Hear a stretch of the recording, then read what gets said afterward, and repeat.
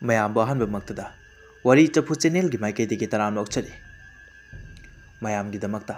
ꯉꯁꯤꯁꯨ ꯅꯨꯡꯉꯥꯏꯔꯕ horror story ꯑꯃ ꯄꯨꯗꯨꯅ ꯂꯥꯛꯆꯔꯤ꯫ ꯍꯣꯔꯔ ꯁ꯭ꯇꯣꯔꯤ ꯑꯁꯤꯒꯤ ꯃꯃꯤꯡꯗꯤ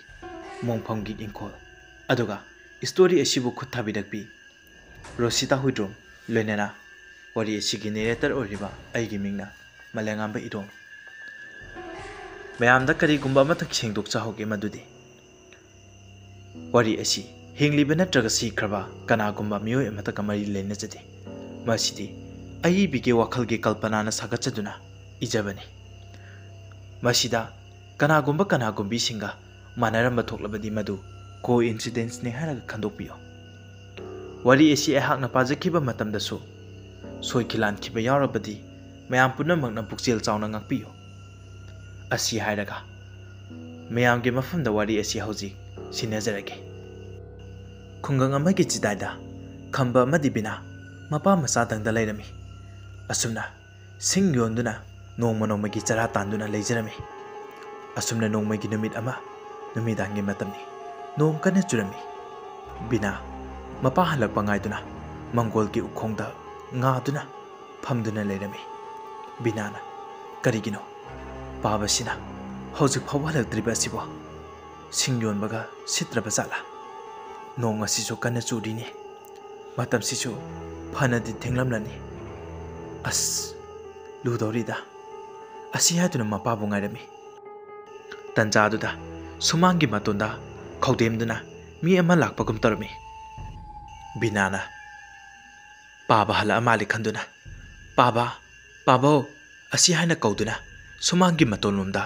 ꯂꯥꯇꯦꯟ ꯑꯗꯣ ꯊꯥꯡꯒꯠꯇꯨꯅ ꯌꯦꯡꯂꯝꯃꯤ꯫ ꯃꯇꯝ ꯑꯗꯨꯗ ꯁꯨꯃꯥꯡꯗ ꯃꯤ ꯑꯃ ꯆꯪꯂꯛꯈꯤꯕꯗꯣ ꯀꯅꯥꯁꯨ ꯂꯩꯔꯝꯗ꯭ꯔꯦ꯫ ꯕꯤꯅꯥ "ꯀꯔꯤꯅꯣ ꯍꯧꯖꯤꯛꯇ ꯃꯤ ꯑꯃ ꯆꯪꯂꯛꯈꯤꯕꯗꯨꯕꯣ? ꯑꯩꯒꯤ ꯋꯥꯈꯜꯅꯔꯅꯦ" ꯑꯁꯤ ꯈꯟꯗꯨꯅ ꯂꯩꯔꯝꯃꯤ꯫ ꯑꯁꯨꯝꯅ ꯉꯥꯏꯍꯥꯛ ꯂꯩꯔꯒ ꯅꯣꯡ ꯑꯗꯨꯁꯨ ꯄꯥꯊꯈꯤꯔꯝꯃꯤ꯫ ꯕꯤꯅꯥꯅ "ꯑꯩ ꯏꯃꯨꯡꯗ ꯆꯪꯂꯒ ꯑꯣꯏꯅ ꯉꯥꯏꯔꯒꯦꯗ" ꯑꯁꯤ ꯈꯟꯗꯨꯅ ꯏꯃꯨꯡꯗ ꯍꯦꯛ ꯆꯪꯒꯦ ꯇꯧꯕꯒ ꯈꯝꯕꯅ "ꯏꯕꯦꯝꯃ" ꯍꯥꯏꯅ ꯀꯧꯔꯛꯂꯝꯃꯤ꯫ ꯕꯤꯅꯥ ꯑꯣꯟꯊꯣꯛꯂꯨꯕ ꯃꯇꯝꯗ ꯃꯄꯥ ꯑꯣꯏꯗꯨꯅ ꯂꯩꯔꯝꯃꯤ꯫ ꯕꯤꯅꯥꯅ "ꯄꯥꯕ, ꯀꯩꯒꯤꯅꯣ ꯁꯨꯝ ꯊꯦꯡꯅ ꯍꯜꯂꯛꯂꯤꯕ? ꯏꯇꯣꯝꯇ ꯂꯩꯍꯧꯏ ꯈꯪꯂꯤꯕ ꯅꯠꯇ꯭ꯔꯣ?"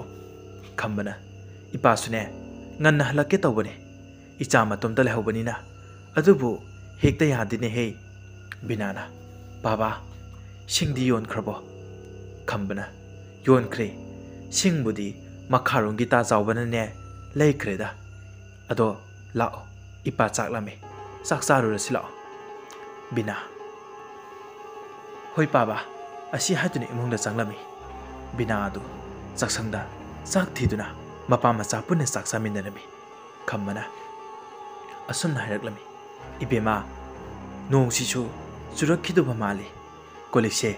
ꯂꯣꯏꯁꯤꯜꯂꯒ ꯅꯪꯁꯨ ꯄꯣꯊꯥꯔꯣ, ꯏꯄꯥꯁꯨ ꯋꯥꯔꯦ ꯇꯨꯝꯂꯨꯔꯒꯦ꯫ ꯀꯣꯜꯂꯤꯛꯁꯤꯅꯅꯦ ꯍꯌꯦꯡ ꯑꯣꯏꯅ ꯐꯦꯡꯂꯣ." ꯕꯤꯅꯥꯅ "ꯄꯥꯕ, ꯀꯣꯜꯂꯤꯛꯁꯦ ꯑꯗꯨꯝ ꯐꯦꯡꯗꯣꯛꯂꯝꯃꯒꯦꯗ, ꯀꯣꯜꯂꯤꯛ ꯅꯝꯁꯤꯟꯗꯨꯅ ꯊꯝꯕꯁꯦ ꯃꯪꯍꯥ ꯅꯨꯡꯉꯥꯏꯇꯦ, ꯄꯥꯕ ꯑꯗꯨꯝ ꯄꯣꯊꯥꯕꯤꯔꯨꯔꯣ." ꯈꯝꯕꯅ "ꯍꯣ, ꯐꯔꯦ ꯐꯔꯦ, ꯑꯗꯨꯗꯤꯅꯦ ꯀꯣꯜꯂꯤꯛꯇꯣ ꯐꯦꯡꯗꯣꯛꯂꯒ ꯅꯪꯁꯨ ꯇꯨꯝꯕ ꯆꯪꯂꯣꯀꯣ, ꯏꯄꯥ ꯇꯨꯝꯃꯨꯔꯒꯦ."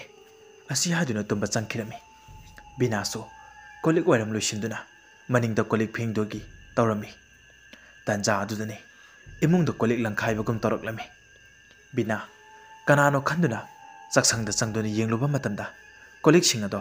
ꯃꯆꯤ ꯂꯦꯡꯗꯅ ꯂꯩꯔꯝꯃꯤ꯫ ꯕꯤꯅꯥ "ꯀꯔꯤꯅꯣ ꯑꯩꯅ ꯍꯧꯖꯤꯛꯇ ꯇꯥꯈꯤꯕ ꯃꯈꯣꯜ ꯑꯗꯨꯕꯣ? ꯆꯥꯛꯁꯪꯗꯒꯤ ꯅꯠꯇ꯭ꯔꯅꯦ?" ꯑꯁꯤ ꯈꯟꯗꯨꯅ ꯃꯁꯥꯗꯣ ꯇꯨ ꯆꯨꯡꯕ ꯐꯥꯎꯔꯛꯂꯝꯃꯤ꯫ ꯕꯤꯅꯥ ꯀꯣꯜꯂꯤꯛ ꯑꯗꯨ ꯐꯦꯡꯕ ꯂꯣꯏꯁꯤꯟꯈꯤꯒꯦ ꯈꯟꯗꯨꯅ ꯃꯅꯤꯡꯗ ꯀꯣꯜꯂꯤꯛꯁꯤꯡ ꯑꯗꯣ ꯐꯦꯡꯕ ꯂꯣꯏꯁꯤꯟꯅꯕ ꯇꯧꯔꯝꯃꯤ꯫ ꯃꯇꯝ ꯑꯗꯨꯗ ꯃꯅꯤꯡꯗ ꯂꯩꯔꯤꯕ ꯈꯣꯡꯕꯥꯜ ꯑꯗꯨꯗ ꯃꯤ ꯈꯔꯅ ꯆꯠꯄꯒꯨꯝ ꯇꯧꯔꯛꯂꯝꯃꯤ꯫ ꯕꯤꯅꯥ "ꯀꯅꯥꯅꯣꯅꯦ ꯅꯨꯃꯤꯗꯥꯡ ꯑꯁꯤꯗ ꯈꯣꯡꯕꯥꯜꯗ ꯂꯩꯔꯤꯕ ꯑꯁꯤꯕꯣ? ꯀꯅꯥꯕꯨ ꯑꯣꯏꯔꯤꯒꯕ?" ꯈꯟꯗꯨꯅ ꯈꯣꯡꯕꯥꯜ ꯂꯩꯔꯤꯕ ꯑꯗꯣꯝꯗ ꯑꯃꯨꯛ ꯌꯦꯡꯂꯛꯂꯝꯃꯤ꯫ ꯃꯇꯝ ꯑꯗꯨꯗ ꯀꯅꯥꯁꯨ ꯂꯩꯔꯝꯗ꯭ꯔꯦ꯫ ꯕꯤꯅꯥ ꯇꯧꯔꯤꯕ ꯃꯇꯧ ꯑꯗꯨꯗ ꯃꯁꯥꯗꯣ ꯑꯀꯤꯕ ꯐꯥꯎꯗꯨꯅ ꯏꯃꯨꯡꯗ ꯆꯦꯟꯁꯤꯜꯂꯝꯃꯤ꯫ ꯑꯗꯨꯒ ꯕꯤꯅꯥ ꯀꯤꯕꯅ ꯐꯃꯨꯡꯗ ꯆꯣꯡꯈꯠꯇꯨꯅ ꯇꯨꯝꯕ ꯊꯦꯝꯗꯨꯅ ꯕꯤꯅꯥ ꯀꯤꯅ ꯇꯨꯝꯊꯈꯤꯔꯝꯃꯤ꯫ ꯑꯁꯨꯝꯅ ꯑꯍꯤꯡ ꯑꯗꯣ ꯂꯣꯏꯈꯤꯔꯝꯃꯤ꯫ ꯃꯊꯪꯒꯤ ꯅꯨꯃꯤꯠꯅꯤ꯫ ꯅꯣꯡ ꯑꯗꯨꯁꯨ ꯈꯔ ꯇꯞꯂꯤ ꯇꯥꯕ ꯂꯦꯞꯇ꯭ꯔꯤ꯫ ꯕꯤꯅꯥ ꯆꯥꯛ ꯊꯣꯡꯕ ꯂꯣꯏꯁꯤꯟꯅꯕ ꯇꯧꯔꯤ ꯇꯟꯖꯥꯗꯨꯗ ꯈꯝꯕ ꯆꯥꯛꯁꯪꯗ ꯂꯥꯛꯇꯨꯅ ꯈꯝꯕꯅ ꯏꯕꯦꯝꯃ ꯅꯪꯕꯨ ꯍꯣꯇꯦꯜ ꯆꯠꯂꯔꯣꯏꯗ꯭ꯔꯣ ꯉꯁꯤꯗꯤ ꯕꯤꯅꯥ ꯄꯥꯕꯥ ꯆꯠꯀꯗꯕꯅꯤ ꯏꯅꯦ ꯂꯦꯝꯕꯤꯁꯨ ꯂꯥꯛꯂꯅꯤ ꯉꯥꯏꯍꯥꯛ ꯂꯩꯔꯗꯤ ꯈꯝꯕꯅ ꯏꯕꯦꯝꯃ ꯅꯅꯦ ꯂꯦꯝꯕꯤꯒꯤ ꯃꯕꯨꯛ ꯅꯥꯒꯗꯕ ꯊꯕꯛ ꯇꯧꯕ ꯌꯥꯗꯦꯀꯣ ꯃꯥꯒꯤ ꯍꯣꯇꯦꯜꯗꯅꯦ ꯌꯥꯎꯍꯟꯗꯨꯅ ꯁꯦꯜ ꯈꯔ ꯊꯣꯛꯆꯔꯤꯕꯅꯤ ꯍꯥꯏꯕꯁꯦ ꯀꯥꯎꯕ ꯌꯥꯗꯦꯀꯣ ꯕꯤꯅꯥꯁꯨ ꯍꯣꯏ ꯄꯥꯕꯥ ꯑꯩ ꯏꯅꯦꯒꯤ ꯃꯕꯨꯛ ꯅꯥꯒꯗꯕ ꯊꯕꯛ ꯇꯧꯔꯣꯏꯒꯦ ꯑꯁꯤ ꯍꯥꯏꯔꯝꯃꯤ ꯇꯟꯖꯥꯗꯨꯗ ꯃꯄꯥꯟꯗꯒꯤ ꯂꯦꯝꯕꯤꯅ ꯕꯤꯅꯥ ꯅꯪꯕꯨ ꯂꯣꯏꯗ꯭ꯔꯤꯕꯣ ꯑꯣꯇꯣꯁꯨ ꯂꯥꯛꯂꯦꯅꯦ ꯅꯪꯕꯨ ꯊꯣꯛꯂꯛꯂꯣꯅꯦ ꯃꯇꯝꯁꯦ ꯊꯦꯡꯉꯛꯑꯦ ꯕꯤꯅꯥꯅ ꯍꯣꯏ ꯏꯅꯦ ꯊꯣꯛꯂꯛꯑꯦ ꯑꯁꯤ ꯍꯥꯏꯗꯨꯅ ꯃꯄꯥꯗ ꯑꯃꯨꯛ ꯑꯣꯟꯁꯤꯟꯗꯨꯅ ꯄꯥꯕꯥ ꯑꯩ ꯆꯠꯂꯨꯈꯤꯒꯦ ꯍꯥꯏꯗꯨꯅ ꯆꯠꯈꯤꯔꯝꯃꯤ ꯈꯝꯕ ꯃꯆꯥꯅꯨꯄꯤꯅ ꯆꯠꯈꯤꯕ ꯃꯥꯏꯀꯩꯗ ꯌꯦꯡꯗꯨꯅ ꯀꯦꯅ ꯃꯧꯅ ꯂꯩꯖꯒꯗꯕ ꯏꯆꯥꯁꯦ ꯂꯥꯏꯔꯕ ꯃꯄꯥ ꯑꯣꯏꯕꯅꯤꯅ ꯏꯆꯥꯕꯨ ꯅꯨꯡꯉꯥꯏꯅ ꯊꯝꯕ ꯉꯝꯗ꯭ꯔꯦ ꯑꯁꯤ ꯈꯟꯗꯨꯅ ꯃꯄꯤ ꯁꯤꯟꯊꯔꯝꯃꯤ ꯁꯣꯝꯗ ꯀꯩꯊꯦꯜꯗꯅꯤ ꯕꯤꯅꯥ ꯍꯣꯇꯦꯜꯗ ꯃꯔꯣꯏ ꯃꯄꯥꯡ ꯑꯗꯣ ꯁꯦꯝꯗꯨꯅ ꯂꯩꯔꯝꯃꯤ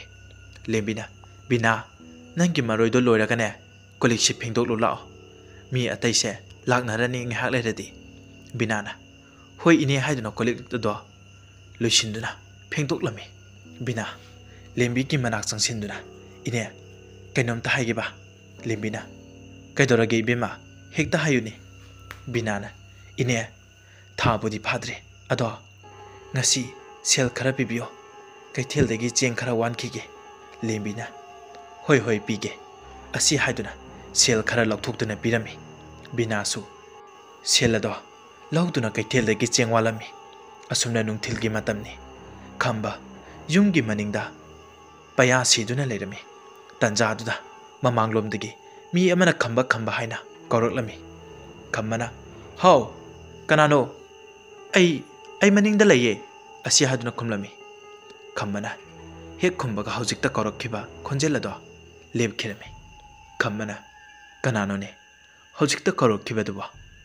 ꯑꯃꯨꯛꯇ ꯌꯦꯡꯂꯨꯒꯦ ꯈꯟꯅ ꯃꯃꯥꯡꯂꯣꯝꯗ ꯑꯃꯨꯛ ꯂꯥꯛꯂꯝꯃꯤ ꯈꯝꯕꯅ ꯃꯃꯥꯡꯂꯣꯝꯗ ꯂꯥꯛꯇꯨꯅ ꯌꯦꯡꯂꯨꯕ ꯃꯇꯝꯗꯗꯤ ꯀꯅꯥꯁꯨ ꯂꯩꯔꯝꯗ꯭ꯔꯦ ꯈꯝꯕ ꯏꯉꯛꯉꯛꯅ ꯀꯔꯤꯅꯣꯅꯦ ꯍꯧꯖꯤꯛꯇ ꯀꯧꯔꯛꯈꯤꯕꯗꯨꯕꯣ ꯀꯅꯥ ꯑꯣꯏꯔꯕꯖꯥꯠꯅꯣꯅꯦ ꯑꯁꯤ ꯈꯟꯗꯨꯅ ꯑꯩꯈꯣꯏꯅꯒ ꯌꯨꯝꯊꯣꯡꯄꯣꯛ ꯑꯣꯏꯅ ꯂꯩꯕꯒ ꯂꯩꯀꯥꯏ ꯑꯉꯥꯡꯁꯤꯡꯒꯅꯒ ꯂꯛꯅꯔꯤꯕ ꯖꯥꯠꯂꯅꯦ ꯑꯁꯤ ꯍꯥꯏꯗꯨꯅ ꯈꯜꯂꯝꯃꯤ ꯇꯟꯖꯥꯗꯨꯗ ꯏꯃꯨꯡꯂꯣꯝꯗꯒꯤ ꯈꯣꯡꯖꯤ ꯁꯤꯕ ꯑꯉꯥꯡ ꯑꯃꯅ ꯀꯣꯏꯆꯦꯟ ꯆꯦꯟꯕꯒꯤ ꯃꯈꯣꯜ ꯇꯥꯔꯛꯂꯝꯃꯤ ꯈꯝꯕꯅ ꯀꯗꯥꯏꯗꯒꯤ ꯑꯉꯥꯡꯅꯣꯅꯦ ꯑꯁꯤ ꯈꯟꯗꯨꯅ ꯏꯃꯨꯡꯗ ꯑꯃꯨꯛ ꯆꯪꯗꯨꯅ ꯀꯣꯏꯌꯦꯡ ꯌꯦꯡꯂꯝꯃꯤ ꯃꯇꯝ ꯑꯗꯨꯗ ꯑꯉꯥꯡꯒꯤ ꯈꯣꯡꯖꯤ ꯃꯈꯣꯜ ꯇꯥꯔꯝꯂꯤꯕ ꯑꯗꯨꯁꯨ ꯂꯦꯞꯈꯤꯗꯨꯅ ꯀꯅꯥꯁꯨ ꯏꯃꯨꯡꯗ ꯂꯩꯔꯝꯗꯦ ꯈꯝꯕ ꯏꯉꯛꯉꯛꯅ ꯀꯔꯤ ꯃꯇꯧꯅꯣꯅꯦ ꯈꯟꯗꯨꯅ ꯂꯩꯔꯤꯉꯩ ꯃꯥꯒꯤ ꯃꯅꯤꯡꯂꯣꯝꯗꯒꯤ ꯃꯃꯤ ꯁꯥꯃꯤ ꯑꯉꯥꯡ ꯑꯃ ꯈꯤꯈꯤ ꯅꯣꯛꯇꯨꯅ ꯃꯆꯥꯅꯨꯄꯤꯒꯤ ꯀꯥꯗ ꯂꯩꯔꯤꯕ ꯑꯗꯣꯝꯗ ꯀꯟꯅ ꯆꯦꯟꯁꯤꯟꯈꯤꯔꯝꯃꯤ ꯈꯝꯕꯅ ꯀꯅꯥꯅꯣ ꯍꯥꯏꯗꯨꯅ ꯃꯆꯥꯅꯨꯄꯤꯒꯤ ꯀꯥ ꯂꯩꯔꯤꯕ ꯑꯗꯣꯝꯗ ꯆꯪꯗꯨꯅ ꯌꯦꯡꯂꯨꯕ ꯃꯇꯝꯗꯗꯤ ꯑꯉꯥꯡ ꯑꯗꯣ ꯑꯀꯤꯕ ꯁꯛꯇꯝꯗ ꯐꯃꯨꯡꯗ ꯐꯝꯗꯨꯅ ꯂꯩꯔꯝꯃꯤ ꯈꯝꯕꯅ ꯅꯪ ꯀꯅꯥꯅꯣ ꯁꯤꯗ ꯀꯩꯗꯧꯔꯤꯕꯅꯣ ꯑꯁꯤ ꯍꯥꯏꯗꯨꯅ ꯃꯅꯥꯛꯇ ꯆꯪꯁꯤꯟꯒꯦ ꯇꯧꯕꯒ ꯑꯀꯤꯕ ꯁꯛꯇꯝꯗ ꯑꯉꯥꯡ ꯑꯗꯣ ꯅꯣꯛꯐꯦꯠ ꯇꯧꯗꯨꯅ ꯆꯣꯡꯈꯠꯂꯛꯇꯨꯅ ꯌꯨꯝꯒꯤ ꯐꯛꯂꯥꯡꯗ ꯅꯞꯈꯤꯔꯝꯃꯤ ꯈꯝꯕ ꯇꯧꯔꯤꯕ ꯃꯇꯧ ꯑꯗꯨꯗ ꯀꯤꯕꯅ ꯃꯆꯤ ꯂꯦꯡꯗꯩ ꯏꯉꯛꯉꯛꯅ ꯑꯉꯥꯡ ꯑꯗꯨꯗ ꯃꯨꯟꯅ ꯌꯦꯡꯗꯨꯅ ꯂꯩꯔꯝꯃꯤ ꯇꯟꯖꯥꯗꯨꯗ ꯈꯝꯕꯒꯤ ꯃꯅꯤꯡꯂꯣꯝꯗꯒꯤ ꯄꯥꯕꯥ ꯀꯩꯗꯧꯔꯤꯕꯅꯣ ꯑꯁꯤ ꯍꯥꯏꯔꯛꯂꯝꯃꯤ ꯈꯝꯕ ꯈꯪꯄ꯭ꯔꯦꯛ ꯈꯪꯅ ꯃꯅꯤꯡꯗ ꯑꯣꯟꯊꯣꯛꯇꯨꯅ ꯌꯦꯡꯂꯨꯕ ꯃꯇꯝꯗꯗꯤ ꯃꯆꯥꯅꯨꯄꯤ ꯕꯤꯅꯥ ꯑꯣꯏꯗꯨꯅ ꯂꯩꯔꯝꯃꯤ ꯕꯤꯅꯥꯅ ꯄꯥꯕꯥ ꯀꯩꯗꯧꯔꯒꯦ ꯍꯥꯏꯗꯨꯅ ꯍꯪꯂꯛꯂꯝꯃꯤ ꯈꯝꯕꯅ ꯃꯈꯨꯠ ꯊꯤꯟꯗꯨꯅ ꯑꯉꯥꯡ ꯑꯗꯨꯅ ꯂꯩꯔꯤꯕ ꯃꯥꯏꯀꯩ ꯑꯗꯨꯝꯗ ꯌꯦꯡꯊꯣꯛꯂꯨꯏ ꯃꯇꯝ ꯑꯗꯨꯗ ꯀꯅꯥꯁꯨ ꯂꯩꯔꯝꯗꯦ ꯕꯤꯅꯥꯅ ꯀꯩꯗꯧꯔꯒꯦ ꯄꯥꯕꯥ ꯅꯁꯥ ꯅꯨꯡꯉꯥꯏꯇ꯭ꯔꯕꯣ ꯑꯁꯤ ꯍꯥꯏꯗꯨꯅ ꯍꯪꯂꯝꯃꯤ ꯈꯝꯕ ꯃꯆꯥꯅꯨꯄꯤꯕꯨ ꯀꯤꯈꯤꯅꯤ ꯈꯟꯗꯨꯅ ꯀꯩꯁꯨ ꯇꯧꯗꯦꯗ ꯅꯪꯒꯤ ꯀꯥ ꯑꯁꯤꯗꯅꯦ ꯍꯧꯗꯣꯡ ꯑꯃ ꯆꯦꯟꯁꯤꯟꯈꯤꯕ ꯑꯗꯨ ꯌꯦꯡꯂꯝꯕꯅꯤꯗ ꯈꯝꯕ ꯃꯁꯥꯗꯗꯤ ꯀꯔꯤꯅꯣ ꯈꯪꯗꯅ ꯑꯉꯛꯄ ꯑꯃꯗꯤ ꯐꯥꯎꯔꯝꯃꯤ ꯕꯤꯅꯥꯅ ꯑꯩꯗꯤ ꯀꯩꯗꯧꯔꯕꯅꯣ ꯈꯜꯂꯨꯔꯦ ꯑꯗꯣ ꯄꯥꯕꯥ ꯆꯦꯡꯁꯨ ꯈꯔ ꯋꯥꯠꯂꯛꯂꯕꯅꯤ ꯅꯣꯡꯁꯤꯁꯨꯅꯦ ꯈꯔ ꯍꯥꯡꯈ꯭ꯔꯦ ꯑꯩ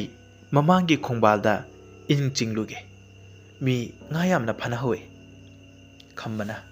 Nong amuk chotlaga nanabanida chingunuda binana nong churaga halaklage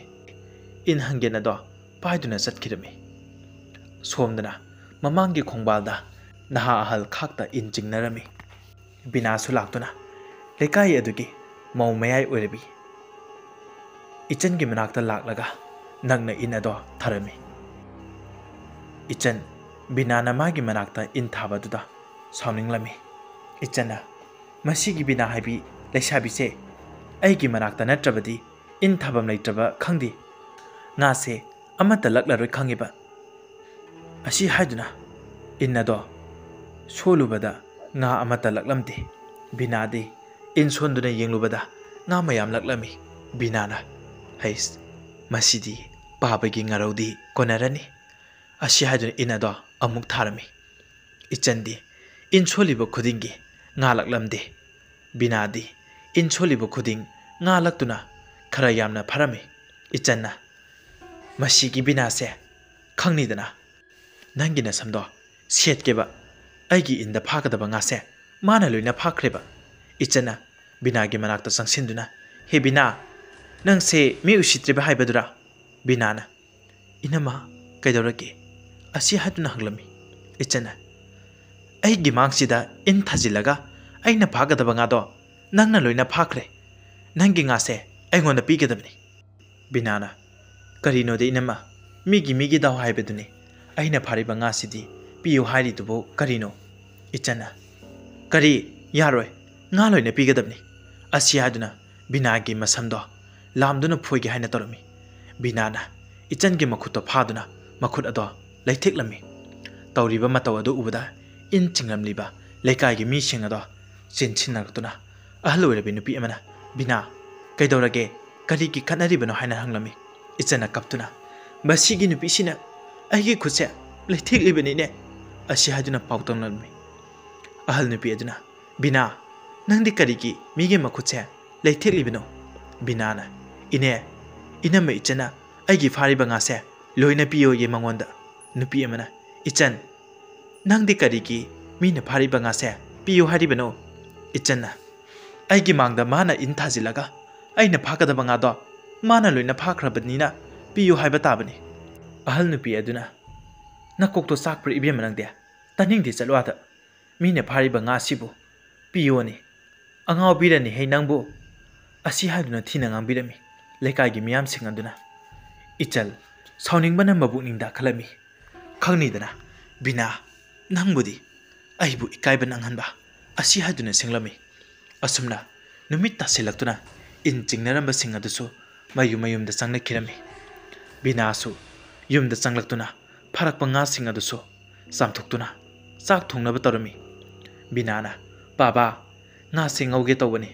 thaw amata lemdre khambana nang chak to thonglamo ipa lairurage thawdo asi haiduna dukanda chatkhirami bina khoigi yunga dukanga khara lapnaraga lerami khamba thaw adu leiduna yumda halaklami tanja aduda lambida kanasu chatnaramde khamba mathandani khamba asum lakpana khulgi lampak mayaida khongnang horiba mapado yokselaklami matam aduda khongnanggi makhongda sahi mangamuk surabi nupi macha ama mafi amata yawda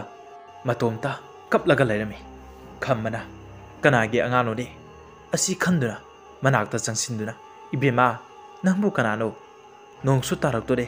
sida kaidoribano asi hatun hanglami angang adusu mamaido nongkhalakte kaptuna dhumak lairami khambana haima ibema nangbu karai deginone ipa thinbiram lagi lao asi haduna angang aduda thingge haina tawbaga angang ado hagwalaktuna khongnang aduda chumna kakhat khirami khamba ingangakna karinone khanduna yenglami tanja aduda nongma mit khaglakpagi mangalda angang aduda tamthiraba saktamda mamit amata yawdana phamduna leiramlibado ure khamba ima haina lauduna pakhatna kanna chelakpada kanano mada thingjilure khamba onthokduna yenglubada machanupi bina oituna leirami bina baba kaidorage pakhana chelakliduna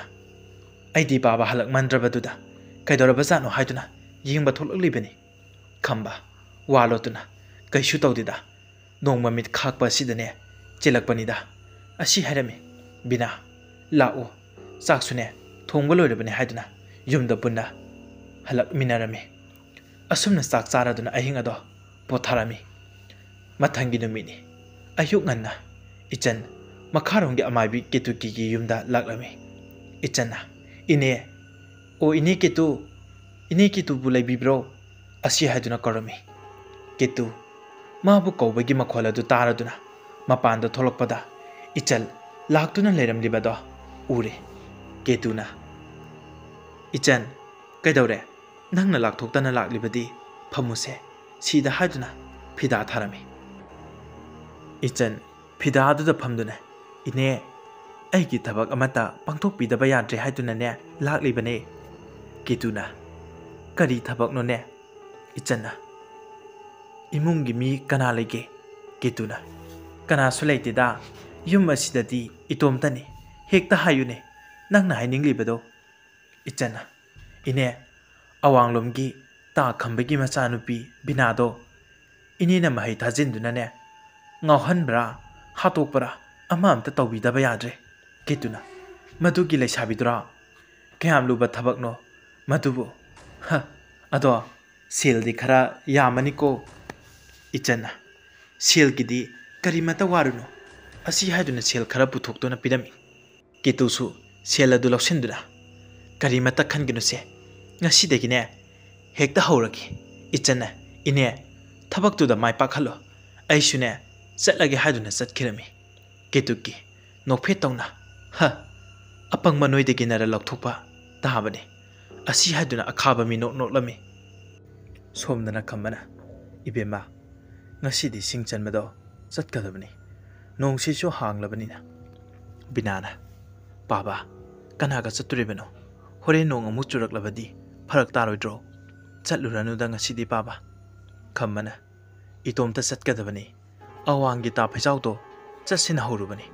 thabak chatkadaba lei hayeng oina chatlase hairei nongsisu churakadabudi mandreda asumna mapa macha wari sanari ngai tanja adudani lembisu binabu hauba changlai lembina bina nangbu loidribro thengline matamse kaithel ka khibising ado loina laknarani bina loire ine ngasaidegi ine lakpa ngairemini mapada amu onsinduna baba chatlukige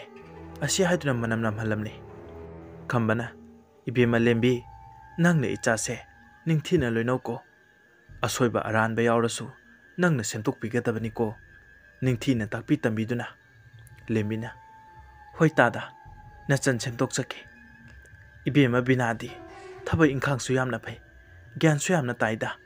kari suwa bigano matam se thengle tada aikhoi amu chatlukige asi haiduna chatkhereme khamba machanupi na chatkebado maike dude yenglaga lehoi somdana kaithelda binana kolik chamduna leiringai pakhang amana ine chaga boraga pibiro asi haina hairaklame bina onthoktu na yengluba matamda chungphiran chana fajaraba nupa ama oiduna lerme pakhang aduna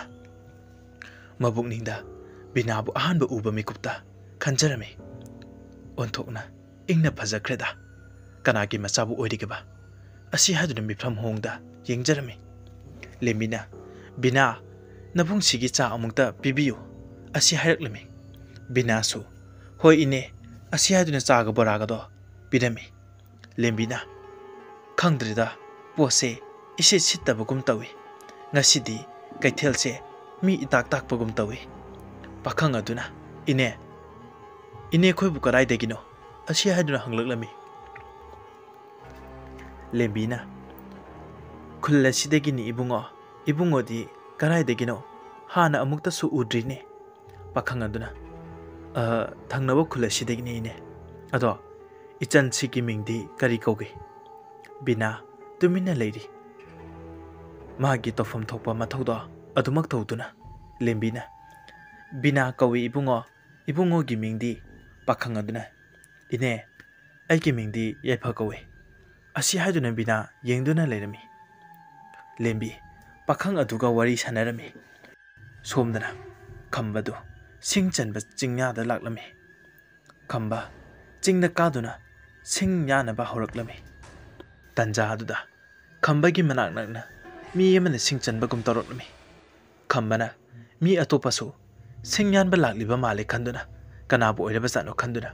ꯃꯥꯅ ꯁꯤꯡ ꯌꯥꯟꯕ ꯑꯗꯣ ꯂꯦꯞꯇꯨꯅ ꯇꯥꯔꯛꯂꯤꯕ ꯃꯈꯣꯜ ꯑꯗꯣ ꯀꯔꯣꯝꯗꯒꯤꯅꯣ ꯍꯥꯏꯅ ꯇꯥꯔꯝꯃꯤ꯫ ꯃꯇꯝ ꯑꯗꯨꯗ ꯁꯤꯡ ꯌꯥꯟꯕꯒꯤ ꯇꯥꯔꯛꯂꯤꯕ ꯃꯈꯣꯜ ꯑꯗꯨ ꯇꯨꯃꯤꯟꯅ ꯑꯃꯨꯛ ꯂꯩꯈꯤꯔꯝꯃꯤ꯫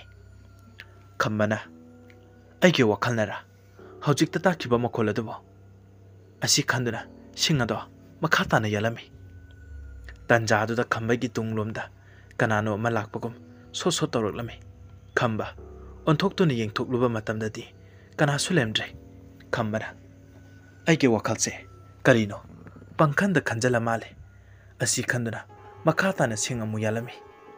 ꯑꯁꯨꯝꯅ ꯃꯇꯝ ꯑꯗꯨꯗ ꯎ ꯑꯆꯧꯕ ꯑꯃ ꯃꯁꯥ ꯃꯇꯣꯝꯗ ꯇꯦꯛꯇꯨꯅ ꯈꯝꯕꯒꯤ ꯃꯄꯥ ꯆꯞ ꯆꯥꯅ ꯇꯨꯔꯛꯂꯝꯃꯤ꯫ ꯈꯝꯕꯁꯨ ꯎ ꯑꯗꯨ ꯇꯦꯛꯂꯛꯄꯗꯣ ꯎꯔꯗꯨꯅ ꯌꯦꯡꯅ ꯆꯦꯟꯊꯣꯔꯛꯄꯗꯗꯤ ꯎ ꯑꯗꯨ ꯂꯩꯃꯥꯏꯗ ꯇꯥꯗꯨꯅ ꯑꯁꯣꯛ ꯑꯄꯜꯗꯤ ꯑꯃꯠꯇ ꯌꯥꯎꯔꯝꯗꯦ꯫ ꯈꯝꯕꯅ ꯀꯔꯤ ꯃꯇꯧꯅꯣ ꯉꯁꯤ ꯑꯁꯤꯕꯨ ꯑꯩ ꯑꯁꯤꯕꯨ ꯁꯤꯔꯝꯅꯤꯗ ꯎ ꯑꯁꯤꯕꯨ ꯀꯔꯝꯅ ꯇꯦꯛꯂꯛꯂꯤꯕꯅꯣꯅꯦ ꯑꯁꯤ ꯈꯟꯗꯨꯅ ꯂꯩꯔꯝꯃꯤ꯫ ꯇꯟꯖꯥꯗꯨꯗ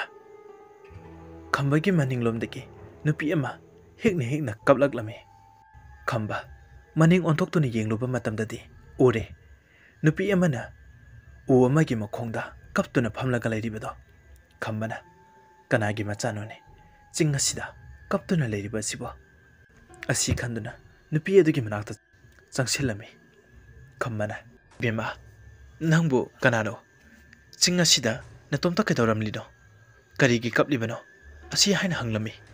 ꯃꯇꯝ ꯑꯗꯨꯗ ꯅꯨꯄꯤ ꯑꯗꯣ ꯀꯞꯄ ꯆꯞ ꯂꯦꯞꯇꯨꯅ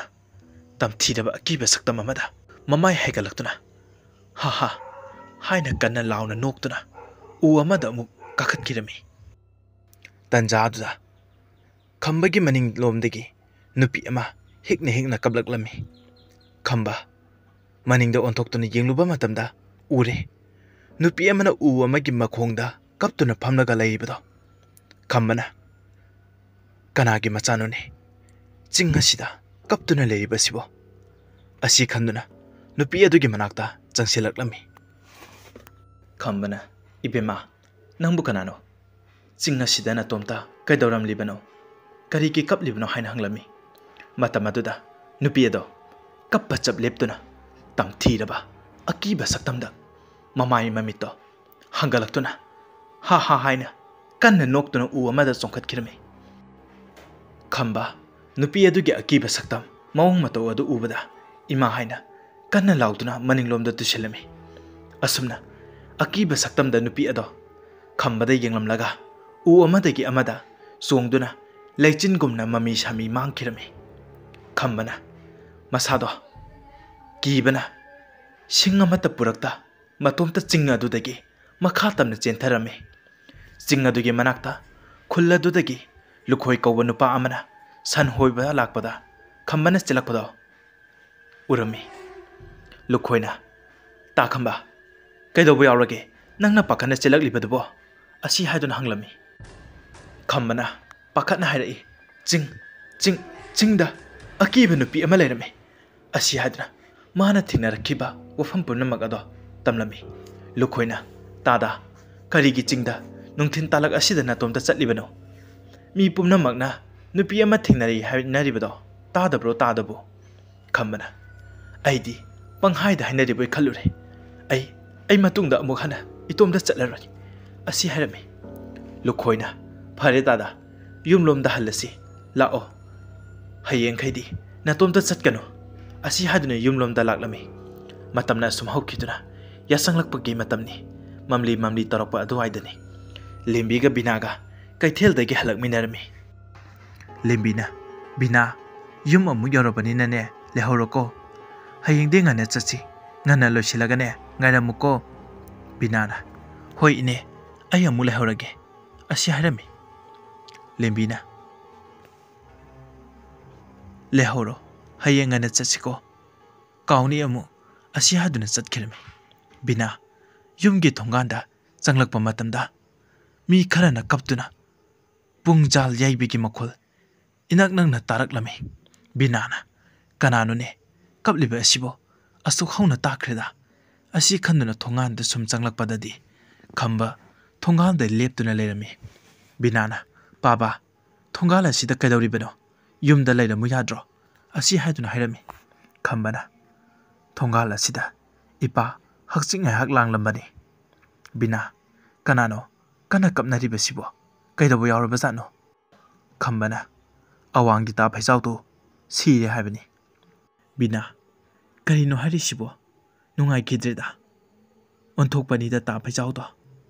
baba numidangsu tasilaklabanina yumda changselao asi hairamaga yumda changkirami khambana nang yumda changlamo ipa ta phaisau asibado nyahaktang da chatlukigi asi haiduna chatkirami binasu hoi haiduna ta phaisau to nungai ti da haiduna yumda changduna chak thungnaba chaksanglomda chaklanglami matamaduda chaksangda khamba chak thungduna phaisau na nga semduna leirami khambana ibema halaklabra noita phaisau gane ipa gana mamangi khongbaldagi nga pharoi masu sida sak sarani hairaklami bina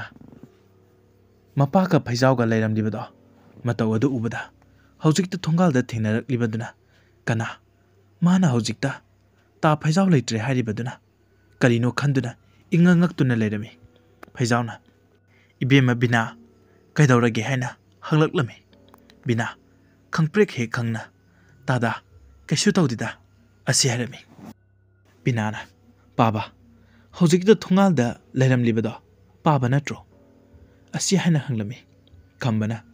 ipadi ngasaidagi sak thonglaga leine kaidawrage nangbo asi harami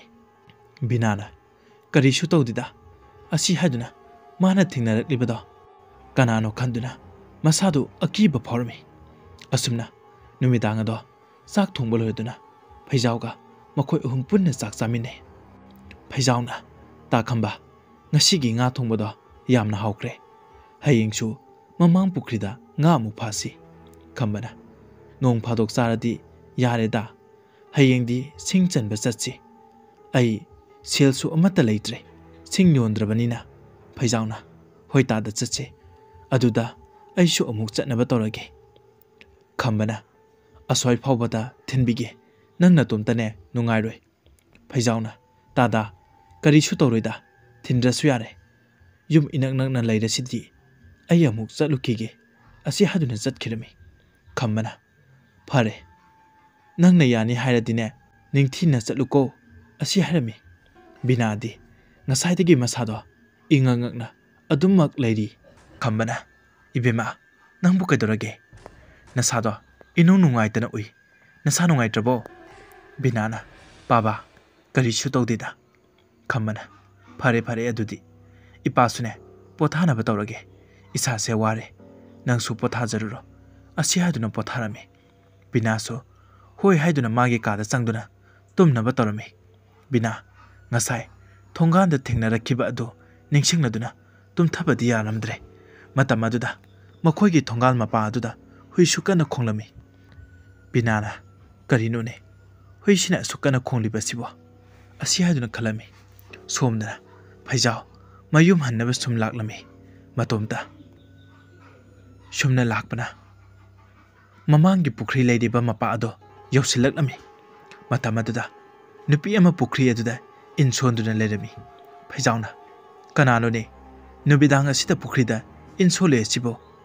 asi khanduna nupi aduge mapa lanthok ke haine hek tobaga insole bi nupi aduna ta phaisau amukta ngai bi khoba ai ki inse sonba ngamdre amukta mateng pangbiyo asi haraklami phaisauna hoi hoi haiduna nupi aduge manakta changsilaklami phaisauna nangbu kanano ne numidang asida in chingliba asibo kai kai nga bu phagine asi haduna nupi aduge nga hapliba tungondane yenglami phaisauna tungonda yengluba matamda nupi aduna ngasaidagi phariba tangjalin ngakta oiduna lerami phaisau karino ingangak namasado ꯑꯀꯤꯕ ꯐꯥꯎꯔꯝꯃꯤ꯫ ꯐꯩꯖꯥꯎꯅ "ꯀꯔꯤꯅꯣ ꯏꯕꯦꯝꯃ, ꯅꯪꯅ ꯂꯤꯟ ꯉꯥꯛꯇ ꯐꯥꯔꯤꯁꯤꯗꯤ?" ꯑꯁꯤ ꯍꯥꯏꯗꯨꯅ ꯅꯨꯄꯤ ꯑꯗꯨꯗ ꯌꯦꯡꯂꯝꯃꯤ꯫ ꯃꯇꯝ ꯑꯗꯨꯗ ꯏꯟ ꯆꯤꯡꯂꯝꯂꯤꯕ ꯅꯨꯄꯤ ꯑꯗꯣ ꯃꯀꯣꯛ ꯌꯥꯎꯗꯅ ꯃꯁꯥ ꯃꯎ ꯑꯗꯣ ꯏꯀꯥ ꯀꯥꯅ ꯃꯩꯅ ꯆꯥꯛꯈꯤꯕꯒꯨꯝ ꯂꯩꯔꯝꯃꯤ꯫ ꯐꯩꯖꯥꯎ ꯂꯩꯔꯝꯂꯤꯕ ꯃꯇꯧ ꯑꯗꯨꯗ ꯀꯤꯕꯅ ꯃꯁꯝ ꯃꯅꯥ ꯑꯗꯣ ꯌꯨꯡꯈꯠꯇꯨꯅ ꯏꯃꯥ ꯍꯥꯏꯅ ꯂꯥꯎꯗꯨꯅ ꯆꯦꯟꯒꯦ ꯍꯥꯏꯅ ꯇꯧꯔꯝꯃꯤ꯫ ꯃꯇꯝ ꯑꯗꯨꯗ ꯅꯨꯄꯤ ꯑꯗꯨꯅ ꯐꯩꯖꯥꯎꯒꯤ ꯃꯈꯣꯡ ꯄꯥꯏꯗꯨꯅ ꯌꯥꯟꯗꯨꯅ ꯂꯩꯔꯝꯃꯤ꯫ ꯐꯩꯖꯥꯎꯅ "ꯑꯩꯕꯨ ꯑꯃꯨꯛꯇ ꯀꯟꯕꯤꯌꯨ, ꯑꯩꯕꯨ ꯑꯃꯨꯛꯇ ꯀꯟꯕꯤꯌꯨ" ꯑꯁꯤ ꯍꯥꯏꯗꯨꯅ ꯀꯣꯏꯂꯥꯎ ꯂꯥꯎꯔꯝꯃꯤ꯫ ꯑꯁꯨꯝꯅ ꯃꯀꯣꯛ ꯌꯥꯎꯗꯕꯤ ꯅꯨꯄꯤ ꯑꯗꯨꯅ ꯐꯩꯖꯥꯎꯒꯤ ꯃꯈꯣꯡꯗ ꯄꯥꯏꯗꯨꯅ ꯄꯨꯈ꯭ꯔꯤ ꯑꯗꯨꯗ ꯆꯤꯡꯊꯗꯨꯅ ꯏꯁꯤꯡ ꯑꯗꯨꯗ ꯅꯝꯁꯤꯟꯗꯨꯅ ꯐꯩꯖꯥꯎꯕꯨ ꯍꯥꯠꯇꯣꯛꯂꯝꯃꯤ꯫ ꯐꯩꯖꯥꯎ ꯋꯥꯅ ꯆꯩꯅꯥ ꯈꯥꯡꯗꯨꯅ ꯈꯨꯗꯛ ꯑꯗꯨꯗ ꯑꯔꯣꯏꯕ ꯁꯣꯔ ꯍꯣꯟꯈꯤꯔꯝꯃꯤ꯫ ꯁꯣꯝꯗꯅ ꯑꯃꯥꯏꯕꯤ ꯀꯦꯇꯨ ꯏꯃꯨꯡꯒꯤ ꯌꯨꯝꯌꯥꯏꯗ ꯐꯝꯗꯨꯅ ꯐꯤꯖꯦꯠꯅ ꯁꯥꯕ ꯂꯥꯏ ꯐꯗꯤꯕꯤ ꯑꯃ ꯄꯥꯏꯗꯨꯅ ꯃꯆꯤꯟꯗ ꯍꯩꯖꯕ ꯃꯍꯩ ꯀꯌꯥ ꯁꯣꯟꯗꯨꯅ ꯂꯩꯔꯝꯃꯤ꯫ ꯀꯦꯇꯨꯅ "ꯍꯦ ꯂꯥꯏ ꯐꯗꯤꯕꯤ, ꯕꯤꯅꯥꯒꯤ ꯃꯊꯋꯥꯏ ꯃꯃꯤꯕꯨ ꯑꯩꯅ ꯀꯧꯗꯨꯅ ꯅꯉꯣꯟꯗ ꯍꯥꯞꯂꯕꯅꯤ꯫ ꯅꯉꯣꯟꯗ ꯐꯪꯕ ꯆꯩꯅꯥ ꯈꯨꯗꯤꯡꯃꯛ ꯕꯤꯅꯥꯗ ꯐꯥꯎꯕ ꯑꯣꯏꯔꯁꯅꯨ꯫ ꯑꯩꯅ ꯅꯪꯕꯨ ꯑꯣꯟꯅꯤꯡꯕ ꯃꯇꯝꯗ ꯑꯣꯠꯄ ꯌꯥꯅꯕ ꯕꯤꯅꯥꯒꯤ ꯁꯝ ꯈꯔ ꯂꯧꯗꯨꯅ ꯁꯥꯟꯅꯒꯅꯤ" ꯑꯁꯤ ꯍꯥꯏꯗꯨꯅ ꯑꯈꯥꯕ ꯃꯤꯅꯣꯛꯇ ꯍꯥ ꯍꯥ ꯍꯥꯏꯗꯨꯅ ꯅꯣꯛꯂꯝꯃꯤ꯫ ꯕꯤꯅꯥ ꯑꯍꯤꯡ ꯑꯗꯨ ꯇꯨꯝꯕ ꯌꯥꯗ ꯊꯣꯡꯒꯥꯜꯗ ꯊꯦꯡꯅꯔꯛꯈꯤꯕ ꯃꯄꯥꯒ ꯁꯛꯃꯥꯟꯅꯕ ꯑꯗꯨꯕꯨ ꯐꯩꯖꯥꯎ ꯁꯤꯔꯦ ꯍꯥꯏꯔꯛꯄꯗꯣ ꯅꯤꯡꯁꯤꯡꯗꯨꯅ ꯂꯩꯔꯝꯃꯤ꯫ ꯇꯟꯖꯥ ꯑꯗꯨꯗ ꯃꯥꯒꯤ ꯀꯥꯒꯤ ꯐꯛꯂꯥꯡꯂꯣꯝꯗ "ꯏꯄꯥꯒꯤ ꯏꯕꯦꯝꯃ, ꯅꯪꯕꯨ ꯏꯄꯥꯅ ꯀꯧꯔꯤꯕꯁꯤ ꯇꯥꯕ꯭ꯔꯣ? ꯃꯄꯥꯅ ꯁꯤꯗ ꯊꯣꯛꯂꯛꯎ ꯂꯥꯛꯑꯣ, ꯏꯄꯥꯒ ꯋꯥꯔꯤ ꯁꯥꯟꯅꯁꯦ" ꯑꯁꯤ ꯍꯥꯏꯔꯛꯂꯝꯃꯤ꯫ ꯕꯤꯅꯥ ꯀꯧꯔꯛꯂꯤꯕ ꯈꯣꯟꯖꯦꯜ ꯑꯗꯨꯗ ꯄꯨꯡꯉꯛ ꯉꯛꯅ "ꯀꯔꯤꯅꯣ? ꯄꯥꯕꯗꯤ ꯍꯧꯒꯠꯈꯤꯗꯦ, ꯃꯄꯥꯟꯗꯁꯨ ꯊꯣꯛꯈꯤꯗꯦ, ꯑꯗꯨꯒ ꯀꯧꯔꯛꯂꯤꯕ ꯈꯣꯟꯖꯦꯜ ꯑꯁꯤ ꯃꯤꯗꯤ ꯑꯣꯏꯔꯝꯃꯣꯏ" ꯑꯁꯤ ꯈꯟꯗꯨꯅ ꯃꯁꯥꯗꯣ ꯀꯤꯕꯅ ꯁꯨꯞꯂꯤꯕ ꯐꯩꯖꯨꯞ ꯑꯗꯣ ꯆꯤꯡꯈꯠꯇꯨꯅ ꯃꯀꯣꯛ ꯐꯥꯎꯕ ꯈꯨꯝꯖꯤꯜꯂꯝꯃꯤ꯫ ꯑꯁꯨꯝꯅ ꯉꯥꯏꯍꯥꯛ ꯂꯩꯔꯒ ꯃꯄꯥꯟꯗ ꯀꯧꯔꯛꯂꯤꯕ ꯈꯣꯟꯖꯦꯜ ꯑꯗꯣ ꯇꯨꯃꯤꯟꯅ ꯑꯃꯨꯛ ꯂꯩꯈꯤꯔꯝꯃꯤ꯫ ꯕꯤꯅꯥ ꯑꯍꯤꯡ ꯑꯗꯣ ꯀꯤꯅ ꯀꯤꯅ ꯇꯨꯝꯊꯈꯤꯔꯝꯃꯤ꯫ ꯑꯁꯨꯝꯅ ꯑꯍꯤꯡ ꯑꯗꯣ ꯂꯣꯏꯈꯤꯗꯨꯅ ꯃꯊꯪꯒꯤ ꯅꯨꯃꯤꯠꯅꯤ꯫ ꯕꯤꯅꯥ ꯑꯌꯨꯛ ꯉꯟꯅ ꯃꯤꯀꯞ ꯊꯣꯛꯂꯛꯄ ꯃꯇꯝꯅꯤ꯫ ꯃꯤ ꯈꯔꯅ ꯊꯣꯡꯒꯥꯜꯂꯣꯝꯗ ꯀꯞꯄꯒꯤ ꯈꯣꯟꯖꯦꯜ ꯇꯥꯔꯛꯂꯝꯃꯤ꯫ ꯕꯤꯅꯥ ꯇꯥꯔꯤꯕ ꯃꯈꯣꯜ ꯑꯗꯨꯗ ꯀꯔꯤꯅꯣ ꯈꯟꯗꯨꯅ ꯄꯥꯈꯠꯅ ꯍꯧꯒꯠꯇꯨꯅ ꯃꯉꯣꯟꯗ ꯊꯣꯛꯂꯝꯃꯤ꯫ ꯇꯟꯖꯥ ꯑꯗꯨꯗ ꯈꯝꯕ ꯄꯥꯈꯠꯅ ꯊꯣꯡꯒꯥꯜꯂꯣꯝꯗ ꯆꯪꯂꯛꯂꯝꯃꯤ꯫ ꯕꯤꯅꯥꯅ "ꯄꯥꯕ, ꯀꯩꯗꯧꯔꯒꯦ? ꯊꯣꯡꯒꯥꯜꯂꯣꯝꯗ ꯀꯞꯅꯔꯤꯕꯁꯤ ꯀꯔꯤꯒꯤꯅꯣ?" ꯍꯥꯏꯅ ꯍꯪꯂꯝꯃꯤ꯫ ꯈꯝꯕꯅ ꯃꯃꯤꯠꯇꯒꯤ ꯃꯄꯤ ꯆꯦꯟꯊꯗꯨꯅ "ꯏꯕꯦꯝꯃ, ꯇꯥ ꯐꯩꯖꯥꯎꯗꯣ ꯃꯃꯥꯒꯤ ꯄꯨꯈ꯭ꯔꯤꯁꯤꯗ ꯁꯤꯗꯨꯅ ꯂꯩꯔꯝꯃꯦ꯫ ꯉꯔꯥꯡꯇ ꯆꯥꯛ ꯆꯥꯃꯤꯟꯅꯔꯒ ꯀꯔꯤꯅꯣ ꯈꯪꯗ꯭ꯔꯦ ꯇꯧꯔꯤꯁꯦ꯫ ꯀꯔꯤꯅꯣ ꯈꯪꯗ꯭ꯔꯦ" ꯑꯁꯤ ꯍꯥꯏꯗꯨꯅ ꯍꯥꯏꯔꯛꯂꯝꯃꯤ꯫ ꯕꯤꯅꯥ "ꯀꯔꯤ?" ꯑꯁꯤ ꯍꯥꯏꯗꯨꯅ ꯏꯉꯛ ꯉꯛꯅ ꯉꯔꯥꯡꯒꯤ ꯊꯣꯡꯒꯥꯜꯗ ꯐꯩꯖꯥꯎ ꯁꯤꯔꯦ ꯍꯥꯏꯔꯝꯕꯗꯣ ꯅꯤꯡꯁꯤꯡꯂꯛꯂꯝꯃꯤ꯫ ꯕꯤꯅꯥ ꯀꯔꯤꯁꯨ ꯍꯥꯏꯔꯝꯗ ꯊꯣꯡꯒꯥꯜꯂꯣꯝꯗ ꯌꯦꯡꯅ ꯆꯦꯟꯈꯤ꯫ ꯕꯤꯅꯥ ꯎꯔꯦ ꯍꯧꯖꯤꯛꯇꯤ ꯄꯨꯈ꯭ꯔꯤ ꯃꯄꯥꯟ ꯑꯗꯨꯗ ꯐꯩꯖꯥꯎꯒꯤ ꯑꯁꯤꯕ ꯍꯛꯆꯥꯡ ꯑꯗꯨꯕꯨ ꯐꯩꯖꯥꯎꯒꯤ ꯅꯨꯄꯤꯅ ꯀꯣꯟꯗꯨꯅ "ꯃꯈꯣꯏꯒꯤ ꯃꯄꯥ, ꯅꯪꯅ ꯇꯧꯔꯤꯕꯁꯦ ꯀꯔꯤꯅꯣ? ꯍꯧꯒꯠꯂꯣ, ꯌꯨꯝꯗ ꯆꯠꯁꯦ, ꯌꯨꯝꯗ ꯆꯠꯁꯦ, ꯍꯧꯒꯠꯂꯣ, ꯃꯈꯣꯏꯒꯤ ꯃꯄꯥ, ꯀꯔꯤꯅꯣ ꯅꯪꯅ ꯇꯧꯔꯤꯕꯁꯤꯕꯨ? ꯍꯧꯒꯠꯂꯣ, ꯌꯨꯝꯗ ꯆꯠꯁꯦ, ꯍꯧꯒꯠꯂꯣ" ꯑꯁꯤ ꯍꯥꯏꯗꯨꯅ ꯇꯦꯡꯊꯥꯗꯨꯅ ꯀꯞꯂꯝꯃꯤ꯫ ꯕꯤꯅꯥꯁꯨ ꯃꯇꯧ ꯑꯗꯨ ꯎꯕꯗ ꯃꯃꯤꯠꯇꯒꯤ ꯃꯄꯤ ꯆꯤꯟꯊꯕ ꯂꯩꯇ ꯃꯈꯣꯟꯗꯤ ꯊꯣꯛꯇ ꯅꯨꯡꯉꯥꯏꯇꯅ ꯀꯞꯆꯔꯝꯃꯤ꯫ ꯑꯁꯨꯝꯅ ꯂꯩꯀꯥꯏꯒꯤ ꯃꯤꯌꯥꯝ ꯆꯪꯗꯨꯅ ꯐꯩꯖꯥꯎꯒꯤ ꯑꯔꯣꯏꯕ ꯃꯊꯧ ꯃꯉꯝ ꯑꯗꯣ ꯄꯥꯡꯊꯣꯛꯈꯤꯔꯝꯃꯤ꯫ ꯅꯨꯃꯤꯠ ꯑꯗꯨ ꯕꯤꯅꯥ ꯍꯣꯇꯦꯜ ꯌꯥꯎꯕꯁꯨ ꯆꯠꯇ ꯇꯨꯃꯤꯟꯅ ꯎꯪꯗꯨꯅ ꯃꯪꯒꯣꯟꯗ ꯐꯝꯗꯨꯅ ꯂꯩꯔꯝꯃꯤ꯫ ꯈꯝꯕꯅ "ꯏꯕꯦꯝꯃ, ꯅꯪꯕꯨ ꯀꯩꯗꯧꯔꯒꯦ? ꯎꯪꯗꯨꯅ ꯂꯩꯔꯤꯕꯗꯨꯕꯣ? ꯅꯁꯥ ꯅꯨꯡꯉꯥꯏꯇ꯭ꯔꯕꯣ?" ꯕꯤꯅꯥꯅ "ꯀꯔꯤꯁꯨ ꯇꯧꯗꯦꯗ ꯄꯥꯕ, ꯑꯩ ꯉꯔꯥꯡ ꯑꯉꯛꯄ ꯊꯧꯗꯣꯛ ꯑꯃ ꯊꯦꯡꯅꯩ꯫ ꯄꯥꯕꯅ ꯊꯥꯖꯒꯗꯕꯗꯤ ꯃꯥꯟꯗꯦ." ꯈꯝꯕꯅ "ꯀꯔꯤꯅꯣ ꯍꯥꯏꯌꯨꯅꯦ ꯏꯆꯥꯁꯤꯗꯤ." ꯕꯤꯅꯥꯅ "ꯄꯥꯕ, ꯑꯩꯅ ꯉꯔꯥꯡ ꯀꯩꯊꯦꯜꯗꯒꯤ ꯍꯜꯂꯛꯄꯗ ꯄꯥꯕꯒ ꯁꯛ ꯆꯞ ꯃꯥꯟꯅꯕ ꯅꯨꯄꯥ ꯑꯃ ꯂꯦꯞꯇꯨꯅ ꯂꯩꯔꯝꯃꯤ꯫ ꯃꯥꯅ ꯇꯥ ꯐꯩꯖꯥꯎꯁꯦ ꯁꯤꯔꯦ ꯍꯥꯏ" ꯑꯁꯤ ꯍꯥꯏꯗꯨꯅ ꯋꯥꯐꯝ ꯈꯨꯗꯤꯡꯃꯛ ꯇꯝꯂꯝꯃꯤ꯫ ꯈꯝꯕꯁꯨ ꯋꯥꯐꯝ ꯑꯗꯨꯗ ꯑꯀꯤꯕ ꯑꯃꯗꯤ ꯑꯉꯛꯄꯗꯤ ꯃꯄꯨꯛꯅꯤꯡꯗ ꯐꯥꯎꯔꯝꯃꯤ꯫ ꯈꯝꯕ ꯃꯆꯥꯅꯨꯄꯤꯕꯨ ꯀꯤꯈꯤꯅꯤ ꯈꯟꯗꯨꯅ ꯀꯔꯤꯁꯨ ꯑꯣꯏꯔꯝꯃꯣꯏꯗ ꯅꯪꯒꯤ ꯕꯥꯞꯅ ꯈꯟꯖꯟꯕ ꯑꯣꯏꯔꯝꯅꯤ ꯏꯆꯥꯁꯤꯗꯤꯅꯦ ꯀꯔꯤꯁꯨ ꯈꯟꯒꯅꯨ ꯑꯁꯤ ꯍꯥꯏꯗꯨꯅ ꯃꯆꯥꯕꯨ ꯊꯦꯝꯖꯤꯟꯕꯤꯔꯝꯃꯤ ꯇꯟꯖꯥ ꯑꯗꯨꯗ ꯑꯃꯥꯏꯕꯤ ꯀꯦꯇꯨ ꯂꯥꯛꯂꯝꯃꯤ ꯀꯦꯇꯨꯅ ꯇꯥꯗꯥ ꯅꯈꯣꯏꯒꯤ ꯂꯥꯒ ꯍꯧꯕ꯭ꯔꯣ ꯈꯔꯇ ꯂꯦꯟꯖꯒꯦꯕ ꯂꯥꯏ ꯈꯣꯏꯔꯝꯒꯦ ꯇꯧꯕꯅꯤ ꯂꯥ ꯑꯃꯠꯇꯅꯦ ꯂꯩꯇ꯭ꯔꯦꯅꯦ ꯇꯥꯗ ꯈꯣꯏꯗ ꯍꯦꯛ ꯂꯥꯛꯆꯔꯕꯅꯤ ꯈꯝꯕꯅ ꯍꯧꯕꯅꯤ ꯏꯕꯦꯝꯃ ꯁꯣꯝ ꯃꯈꯥꯒꯤꯅꯦ ꯏꯪꯈꯣꯜꯗ ꯆꯪꯉꯨ ꯇꯨ ꯍꯦꯛꯇ ꯍꯦꯛꯎ ꯅꯪꯒꯤꯅꯦ ꯁꯤꯖꯤꯟꯅꯕ ꯀꯣꯟꯅꯅꯕ ꯀꯦꯇꯨꯅ ꯇꯥꯗꯥ ꯊꯥꯡ ꯑꯃꯠꯇ ꯄꯨꯊꯣꯛꯄꯤꯔꯛꯎꯕ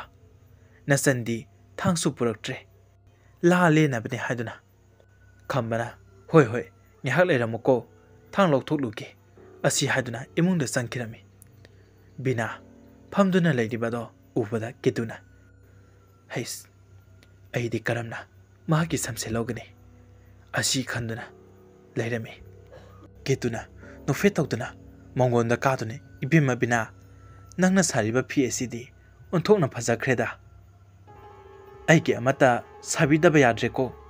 ꯕꯤꯅꯥꯅ ꯏꯅꯦ ꯍꯟꯗꯛꯀꯤꯗꯤ ꯃꯤꯒꯤ ꯑꯁꯦꯡꯕꯅꯤ ꯃꯊꯪꯒꯤ ꯐꯤ ꯍꯧꯕꯗ ꯏꯅꯦꯒꯤ ꯁꯥꯕꯤꯔꯒꯦ ꯀꯦꯇꯨꯅ ꯀꯣꯏꯌꯦꯡ ꯌꯦꯡꯗꯨꯅ ꯃꯤꯔꯛ ꯅꯥꯔꯛ ꯌꯦꯡꯂꯒ ꯕꯤꯅꯥꯒꯤ ꯃꯅꯥꯛꯇ ꯆꯪꯁꯤꯜꯂꯝꯃꯤ ꯀꯦꯇꯨꯅ ꯏꯕꯦꯝꯃ ꯕꯤꯅꯥ ꯅꯪꯒꯤ ꯁꯝꯗ ꯀꯔꯤꯅꯣꯃ ꯄꯛꯂꯤꯅꯦ ꯑꯁꯤ ꯍꯥꯏꯗꯨꯅ ꯕꯤꯅꯥꯒꯤ ꯁꯝꯕꯨ ꯁꯝꯅꯥ ꯑꯃꯗ ꯑꯣꯏꯔꯕꯁꯨ ꯐꯣꯏꯅꯕ ꯇꯧꯔꯝꯃꯤ ꯕꯤꯅꯥ ꯀꯦꯇꯨꯒꯤ ꯃꯇꯧꯗꯣ ꯍꯩꯅꯗꯕ ꯃꯁꯥꯗ ꯐꯥꯎꯔꯝꯃꯤ ꯀꯦꯇꯨꯅ ꯕꯤꯅꯥꯒꯤ ꯁꯝ ꯈꯔ ꯇꯨꯃꯤꯟꯅ ꯂꯧꯔꯝꯃꯤ ꯇꯟꯖꯥ ꯑꯗꯨꯗ ꯈꯝꯕ ꯊꯥꯡ ꯂꯧꯊꯣꯛꯇꯨꯅ ꯏꯕꯦꯝꯃ ꯊꯥꯡ ꯑꯁꯤꯗ ꯂꯩꯔꯤꯁꯦ ꯀꯦꯇꯨ ꯑꯔꯥꯟꯕ ꯊꯕꯛ ꯑꯃ ꯇꯧꯔꯨꯕꯒꯨꯝ ꯏꯄꯥ ꯄꯥꯈꯠꯅ ꯇꯥꯗꯥ ꯌꯥꯔꯅꯤ ꯂꯥ ꯍꯦꯛꯂꯔꯣꯏꯒꯦ ꯑꯩ ꯆꯠꯂꯒꯦ ꯑꯁꯤ ꯍꯥꯏꯗꯨꯅ ꯆꯠꯈꯤꯔꯝꯃꯤ ꯈꯝꯕꯅ ꯀꯔꯤꯅꯣꯅꯦ ꯃꯁꯤꯒꯤ ꯃꯥꯏꯕꯤ ꯑꯁꯤꯕꯣ ꯉꯥꯎꯔꯕ ꯖꯥꯠꯂꯅꯦ ꯍꯦꯛꯀꯦ ꯍꯥꯏꯔꯒ ꯍꯦꯛꯇꯅ ꯆꯠꯂꯤꯕ ꯑꯁꯤꯕꯣ ꯑꯁꯨꯝꯅ ꯀꯔꯤꯅꯣ ꯍꯥꯏꯅ ꯈꯜꯂꯝꯃꯤ ꯕꯤꯅꯥꯅ ꯕꯥꯕꯥ ꯃꯁꯤꯒꯤ ꯃꯥꯏꯕꯤ ꯀꯦꯇꯨꯁꯦ ꯑꯩꯗꯤ ꯀꯌꯥ ꯍꯩꯅꯗꯦ ꯃꯥꯒꯤ ꯃꯑꯣꯡ ꯃꯇꯧꯁꯦ ꯈꯝꯕꯅ ꯈꯪꯗꯦꯗ ꯃꯁꯤꯒꯤ ꯀꯦꯇꯨꯁꯦ ꯑꯃꯥꯏꯕꯤ ꯑꯁꯦꯡꯕꯔꯥ ꯀꯔꯝꯕ ꯃꯇꯝꯗ ꯃꯥꯏꯕꯤ ꯂꯥꯏ ꯆꯪꯈꯤꯕꯅꯣ ꯈꯪꯗꯦ ꯑꯁꯤ ꯍꯥꯏꯗꯨꯅ ꯃꯄꯥ ꯃꯆꯥ ꯋꯥꯔꯤ ꯁꯥꯟꯅꯔꯤ ꯁꯣꯝꯗꯅ ꯀꯩꯊꯦꯜꯗ ꯌꯥꯏꯐ ꯂꯦꯝꯕꯤꯒꯤ ꯍꯣꯇꯦꯜꯗ ꯕꯤꯅꯥꯕꯨ ꯂꯩꯕ꯭ꯔꯥ ꯍꯥꯏꯗꯨꯅ ꯌꯦꯡꯕ ꯂꯥꯛꯂꯝꯃꯤ ꯌꯥꯏꯐꯅ ꯏꯅꯦ ꯂꯦꯝꯕꯤ ꯕꯤꯅꯥꯕꯨ ꯉꯁꯤꯗꯤ ꯂꯥꯛꯇ꯭ꯔꯕꯣ ꯀꯩꯗꯧꯕ ꯌꯥꯎꯔꯒꯦ ꯂꯦꯝꯕꯤꯅ ꯏꯕꯨꯡꯉꯣ ꯉꯁꯤꯗꯤ ꯂꯥꯛꯇ꯭ꯔꯦꯅꯦ ꯕꯤꯅꯥꯗꯣ ꯃꯁꯥ ꯈꯔ ꯅꯨꯡꯉꯥꯏꯇꯦꯅ ꯌꯥꯏꯐꯅ ꯕꯤꯅꯥꯁꯨ ꯎꯕ ꯐꯪꯗ ꯋꯥꯈꯜ ꯅꯨꯡꯉꯥꯏꯇ ꯏꯅꯦ ꯆꯠꯂꯨꯈꯤꯒꯦ ꯍꯥꯏꯗꯨꯅ ꯆꯠꯈꯤꯔꯝꯃꯤ ꯁꯣꯝꯗ ꯑꯃꯥꯏꯕꯤ ꯀꯦꯇꯨ ꯕꯤꯅꯥꯒꯤ ꯃꯁꯝ ꯑꯗꯨꯕꯨ ꯄꯨꯊꯣꯛꯇꯨꯅ ꯀꯦꯇꯨꯅ ꯃꯁꯤꯒꯤ ꯁꯝꯁꯦ ꯂꯩꯔꯕꯗꯤ ꯍꯧꯖꯤꯛꯇꯤ ꯑꯩꯅ ꯄꯥꯡꯊꯣꯛꯅꯤꯡꯂꯤꯕ ꯊꯕꯛꯁꯦ ꯄꯥꯡꯊꯣꯛꯄ ꯉꯝꯂꯅꯤ ꯇꯟꯖꯥ ꯑꯗꯨꯗ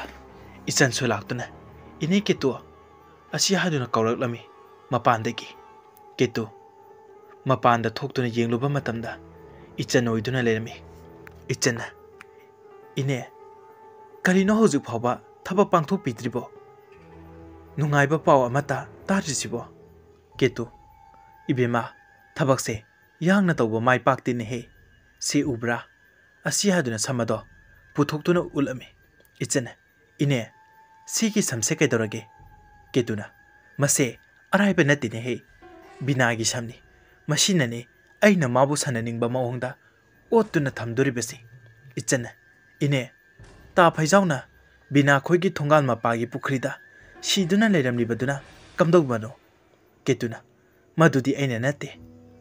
ꯑꯩꯅ ꯈꯟꯕꯗ ꯂꯥꯏ ꯑꯐꯠꯇꯕ ꯊꯦꯡꯅꯕ ꯃꯥꯜꯂꯤ ꯏꯆꯟꯅ ꯐꯔꯦ ꯁꯤ ꯏꯅꯦ ꯑꯗꯣ ꯅꯨꯡꯉꯥꯏꯕ ꯄꯥꯎ ꯇꯥꯍꯜꯂꯛꯑꯣ ꯑꯁꯤ ꯍꯥꯏꯗꯨꯅ ꯁꯦꯟ ꯈꯔ ꯂꯧꯊꯣꯛꯇꯨꯅ ꯄꯤꯔꯛꯏ ꯏꯅꯦ ꯑꯩ ꯑꯃꯨꯛ ꯆꯠꯂꯨꯈꯤꯒꯦ ꯑꯁꯤ ꯍꯥꯏꯗꯨꯅ ꯆꯠꯈꯤꯔꯝꯃꯤ ꯀꯦꯇꯨꯅ ꯑꯁꯨꯝꯅ ꯁꯦꯜ ꯑꯁꯦ ꯋꯥꯠꯍꯟꯗ꯭ꯔꯕꯗꯤ ꯐꯩꯗꯅ ꯏꯆꯟ ꯅꯪꯁꯨ ꯈꯪꯒꯅꯤ ꯑꯁꯤ ꯍꯥꯏꯗꯨꯅ ꯑꯈꯥꯕ ꯃꯤꯅꯣꯛꯇ ꯅꯣꯛꯂꯝꯃꯤ ꯃꯇꯝꯅ ꯑꯁꯨꯝ ꯍꯧꯈꯤꯗꯨꯅ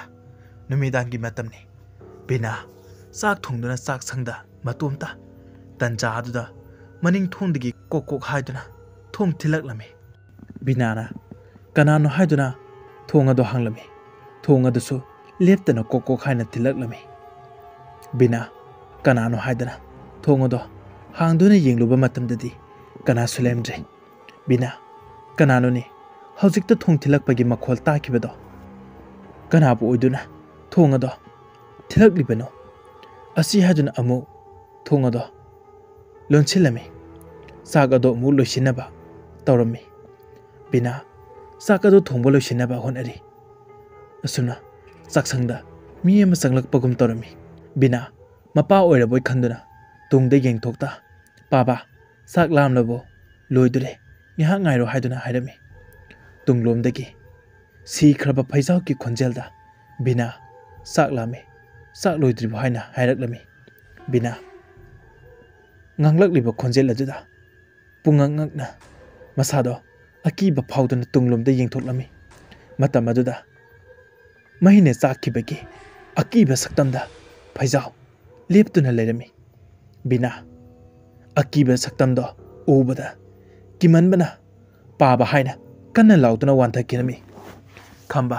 साक्संगलोमदा मचानुपीना लाउरकपगी खोंजेल ताइ हाइदुना येंगलुबा मतमदा उरी लैमाइदा बिना ज्ञान मांगदुना लैरिबदो महाकना उरी खंबा पाखतना इबेमा कैदौरगे इबेमा नंगबु कैदौरगे असि हाइदुना बिनागी मसादो नोमलमी खंबा इसिंग कन्दुना मचानुपीगी लवाइदा इसिंग थाबिरमी असुमना इसिंग थाबदगी बिनासु ज्ञान खरा लाक्लमी असुमना बिनाना ज्ञान तारकपदा माइकई खुदिंग कोइलै लैदुना येंगलमी खंबना इबेमा नंबु ज्ञान खरा तारबो असि हाइदुना हंगलमी बिनाना पाबा अयामना किए युम सिदा लेबसे अयामना किए असि हाइदुना कपलमी खंबना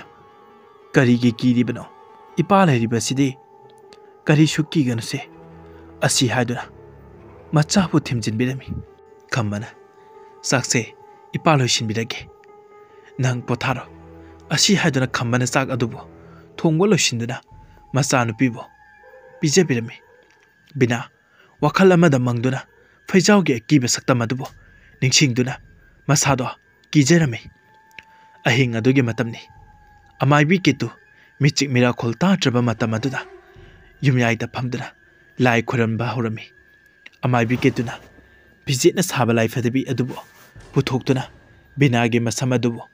लाइफदबी अदुदा गेसिलमी अमाइबी केतु थांग अमना मागी मखुद अदुबो लेंथचदुना लाइफदबी अदुदा मंगोंदगी थोक्लकलिबा इ अदो तासिलहलमी केतुना लाइफदबी अदुबो पाइदुना हाइजबा माहि क्याबु सोंदुना लाइफदबी अदो हक्सांगदा तिंखंग कया अमा हंजिन हंजिन थिंजलमी केतु हे बिना नंगी नसादो तिंखंग असिगी चैना कया फंगदुना अहुआ मैसा नंगो असि हदुना हंजिन हंजिन तिंखंग अदुना थिलमी सोमदा अहिंग अदुदा बिनादो चैना फौरकलमी बिना मसादा करिनो खंगदबा अमना फुरकपगुम पाबा अइबु कनबियो पाबा अइबु अमता कनबियो असि हादुना फबुंग अदुदा थरो थरो ओंदुना पाबा अइबु अमता कनबियो पाबा अइबु अमता कनबियो असि हादुना कोइलाव लौरमे खंबना तुमलमबदगी मचानुपीने लाउबगी मखोनदो तारदुना इबेमा कैदौरगे इबेमो कैदौरगे असि हादुना मचानुपीगी काता चेंसिलमी बिना फबुंग अदुदा थरो मारो ओंदुना आई चाए पापा असि हादुना कोइलाव लाउदुना लेरमलिबदो खंबना चंगलकपद उरेमी खंबना इबेमा कैदौरगे असि हादुना पाखतपना मसागी मसादो पाइदुना नोमलमी बिना मसा मनुंगदा मैने चाकपगुम चाए असि हादुना कोइलाव लाउदुना कपलमी खंबा मचानुपीगी मतौ अदु उबदा करिसु तौबा ngमदा इबेमा ओ असि हादुना मचागी मतौ अदो येंबा ngमदा कपचरमे बिना मसादो खांबा ngमदा मपानदा चेंथोरक्तुना मपानदा थामलिबा इसिंग बार्टिनदो पाइदुना मसादा इसिंग हाइजिलमी खंबा मचानुपीगी मतौ अदो येंबा ngमददुना कना कना लेबगे आइगी चासे करिनो मतौरे मतेंग हमता पांगबियो कना कना लेबगे ꯑꯩꯒꯤ ꯏꯆꯥꯁꯦ ꯑꯩꯒꯤ ꯏꯆꯥ ꯀꯩꯅꯣꯝꯃ ꯇꯧꯔꯦ ꯑꯁꯤ ꯍꯥꯏꯗꯨꯅ ꯁꯨꯃꯥꯡ ꯑꯗꯨꯗ ꯃꯥꯏꯀꯩ ꯈꯪꯗ ꯀꯣꯏꯂꯥꯎ ꯂꯥꯎꯔꯝꯃꯤ ꯂꯩꯀꯥꯏ ꯑꯗꯨꯒꯤ ꯃꯤꯁꯤꯡꯒ ꯈꯝꯕ ꯈꯣꯏꯒꯤ ꯌꯨꯝꯒ ꯌꯥꯝꯅ ꯂꯥꯞꯅꯕꯅ ꯃꯔꯝ ꯑꯣꯏꯔꯒ ꯈꯝꯕꯅ ꯂꯥꯎꯖꯔꯤꯕ ꯑꯗꯣ ꯀꯅꯥꯅꯁꯨ ꯇꯥꯔꯝꯗꯦ ꯕꯤꯅꯥ ꯈꯥꯡꯕ ꯉꯝꯗꯗꯨꯅ ꯃꯁꯥꯗꯣ ꯆꯥꯛꯄ ꯍꯦꯟꯖꯤꯜꯂꯛꯄꯅ ꯑꯃꯨꯛ ꯍꯦꯟꯅ ꯍꯨꯃꯥꯡ ꯃꯃꯥꯡꯒꯤ ꯄꯨꯈ꯭ꯔꯤꯗ ꯇꯝꯅ ꯆꯦꯟꯗꯨꯅ ꯄꯨꯈ꯭ꯔꯤ ꯑꯗꯨꯗ ꯆꯣꯡꯊꯈꯤꯔꯝꯃꯤ ꯈꯝꯕ ꯃꯆꯥꯅꯨꯄꯤꯒꯤ ꯃꯇꯨꯡꯗ ꯇꯥꯟꯅꯗꯨꯅ ꯄꯨꯈ꯭ꯔꯤ ꯃꯄꯥꯟ ꯑꯗꯨꯗ ꯃꯆꯥꯒꯤ ꯃꯇꯧ ꯑꯗꯣ ꯌꯦꯡꯗꯨꯅ ꯎꯄꯥꯏ ꯂꯩꯇ ꯀꯞꯇꯨꯅ ꯂꯩꯔꯝꯃꯤ ꯕꯤꯅꯥ ꯄꯨꯈ꯭ꯔꯤ ꯑꯗꯨꯗ ꯂꯨꯞꯄꯗꯒꯤ ꯆꯥꯛꯂꯝꯕ ꯃꯁꯥꯗꯣ ꯈꯔ ꯐꯛꯈꯤꯔꯝꯃꯤ ꯕꯤꯅꯥ ꯄꯨꯈ꯭ꯔꯤ ꯑꯗꯨꯒꯤ ꯃꯄꯥꯟꯗ ꯀꯥꯗꯨꯅ ꯄꯥꯕ ꯍꯥꯏꯅ ꯀꯧꯗꯨꯅ ꯃꯄꯥ ꯃꯆꯥ ꯄꯨꯈ꯭ꯔꯤ ꯃꯄꯥꯟ ꯑꯗꯨꯗ ꯀꯞꯃꯤꯟꯅꯔꯝꯃꯤ ꯕꯤꯅꯥ ꯃꯁꯥꯗꯣ ꯈꯔ ꯐꯕꯗꯒꯤꯗꯤ ꯌꯨꯝ ꯃꯅꯨꯡꯗ ꯑꯃꯨꯛ ꯆꯪꯉꯛꯇꯨꯅ ꯃꯁꯥꯗꯣ ꯆꯣꯠꯂꯤꯕꯁꯤꯡ ꯑꯗꯨ ꯇꯩꯊꯣꯛꯇꯨꯅ ꯋꯥꯃꯟꯕꯗꯒꯤ ꯇꯨꯝꯊꯈꯤꯔꯝꯃꯤ ꯈꯝꯕ ꯑꯍꯤꯡ ꯑꯗꯨ ꯇꯨꯝꯊꯗ ꯃꯆꯥꯕꯨ ꯁꯪꯂꯝꯃꯤ ꯁꯣꯝꯗꯅ ꯏꯆꯟ ꯃꯥꯒꯤ ꯅꯨꯄꯥꯁꯨ ꯂꯥꯡꯐꯩꯗ ꯂꯩꯈꯤꯕꯅ ꯌꯨꯝ ꯑꯗꯨꯗ ꯃꯇꯣꯝꯇ ꯂꯩꯔꯝꯃꯤ ꯑꯍꯤꯡꯒꯤ ꯃꯇꯝ ꯑꯗꯨꯗ ꯏꯆꯟꯅ ꯇꯨꯝꯂꯤꯕ ꯐꯃꯨꯡ ꯑꯗꯨꯒꯤ ꯐꯃꯥꯡꯗ ꯀꯅꯥꯒꯨꯝꯕ ꯑꯃ ꯂꯦꯞꯇꯨꯅ ꯂꯩꯔꯝꯃꯤ ꯏꯆꯟ ꯃꯤꯀꯞ ꯊꯣꯛꯂꯛꯄꯗ ꯐꯃꯥꯡꯗ ꯑꯃꯨꯕ ꯑꯃ ꯂꯦꯞꯇꯨꯅ ꯂꯩꯔꯤꯕꯗꯣ ꯎꯔꯦ ꯏꯆꯟꯅ ꯀꯅꯥꯅꯣꯅꯦ ꯐꯃꯥꯡ ꯑꯁꯤꯗ ꯂꯦꯞꯇꯨꯅ ꯂꯩꯔꯤꯕ ꯑꯁꯤꯕꯣ ꯍꯨꯔꯥꯟꯕ ꯆꯪꯂꯛꯂꯤꯕ ꯖꯥꯠꯂꯥ ꯑꯁꯤ ꯈꯟꯗꯨꯅ ꯀꯥꯡꯒꯟ ꯑꯗꯨ ꯍꯥꯏꯗꯣꯛꯇꯨꯅ ꯌꯦꯡꯂꯨꯏ ꯏꯆꯟ ꯌꯦꯡꯂꯨꯕ ꯃꯇꯝ ꯑꯗꯨꯗꯗꯤ ꯀꯅꯥꯁꯨ ꯂꯩꯔꯝꯗ꯭ꯔꯦ ꯑꯁꯨꯝꯅ ꯏꯆꯟꯅ ꯑꯁ ꯑꯩꯒꯤ ꯋꯥꯈꯜꯅ ꯑꯣꯏꯔ ꯃꯥꯜꯂꯦ ꯑꯁꯤ ꯈꯟꯗꯨꯅ ꯑꯃꯨꯛ ꯇꯨꯝꯒꯤ ꯇꯧꯕ ꯃꯇꯝꯗ ꯃꯥꯒꯤ ꯀꯥꯡꯈꯟ ꯃꯄꯥꯒꯤ ꯌꯨꯝ ꯃꯊꯛ ꯑꯗꯨꯗ ꯑꯃꯨꯕ ꯃꯃꯤꯠ ꯌꯥꯎꯗꯕ ꯑꯃ ꯑꯀꯤꯕ ꯇꯝꯊꯤꯔꯕ ꯁꯛꯇꯝ ꯑꯃꯗ ꯅꯞꯇꯨꯅ ꯂꯩꯔꯝꯂꯤꯕꯗꯣ ꯎꯔꯦ ꯍꯧꯖꯤꯛꯇꯤ ꯏꯆꯟ ꯀꯤꯕꯅ ꯈꯪꯄ꯭ꯔꯦꯛ ꯈꯪꯅ ꯏꯃꯥ ꯍꯥꯏꯅ ꯀꯟꯅ ꯂꯥꯎꯗꯨꯅ ꯆꯥꯛꯁꯪꯂꯣꯝꯗ ꯆꯦꯟꯁꯤꯜꯂꯝꯃꯤ ꯏꯆꯟ ꯌꯨꯝ ꯑꯗꯨꯗ ꯃꯇꯣꯝꯇ ꯀꯔꯤꯅꯣ ꯑꯩꯅ ꯉꯁꯤ ꯎꯔꯤꯕꯁꯤꯡ ꯑꯁꯤꯕꯨ ꯈꯟꯗꯨꯅ ꯃꯁꯥꯗꯣ ꯇꯥꯁꯤꯟꯗꯨꯅ ꯆꯥꯛꯁꯪꯗ ꯂꯩꯔꯝꯃꯤ ꯃꯇꯝ ꯑꯗꯨꯗ ꯏꯆꯟꯒꯤ ꯃꯅꯥꯛ ꯅꯛꯅ ꯀꯩꯗꯧꯔꯤꯕꯅꯣ ꯑꯍꯤꯡ ꯑꯁꯤꯗ ꯍꯥꯏꯗꯨꯅ ꯍꯪꯂꯛꯂꯝꯃꯤ ꯏꯆꯟ ꯀꯅꯥꯅꯣ ꯍꯥꯏꯅ ꯀꯤꯅ ꯌꯦꯡꯈꯠꯂꯨꯕ ꯃꯇꯝꯗ ꯎꯔꯦ ꯍꯧꯖꯤꯛꯇꯤ ꯁꯛꯐꯝ ꯀꯥꯏꯔꯕ इहिंग ना हिंगाक्ता तैरबा अकीब सक्तमदा इचनदा येंगदुना लेरमलिबा अदो इचन मसादो कीबना वांगांग बथोक्ता ज्ञान मांगदुना वांथखिरमी सोमदना अमाइबी केतुना तेंबांग लेदना ngasidi aina tawba thabak khudima mai pak ledana ichan su hayengdi aigi manakta laklani aina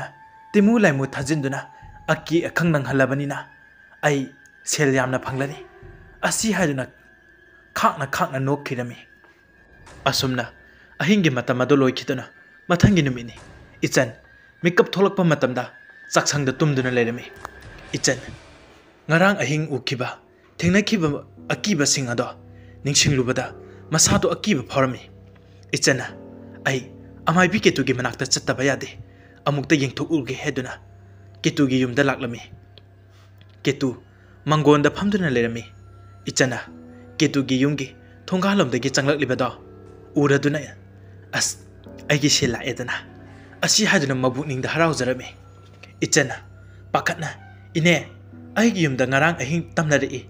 asi haduna mana thingna kiba singa wafam pumna mak singa dubu tamduna ine amukta karino habido yengthokpiyo asi hadami ketuna khangsan hadaba saduna ine phajana amukta hana yenge pakhat khinuda asi haduna mamitu usinduna yengsinarami ketu mamit ado pangthoraktuna ibima nangi yungi akoibada timu laimu khara ili nangi yungi laidause mapanda thokleni he ichan pakatna hairai karino hairi sibo ine aki akhang nangliba singase karamna phagani madudi ketuna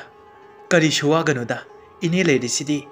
asi haduna sampra ama imungdagi puthora ami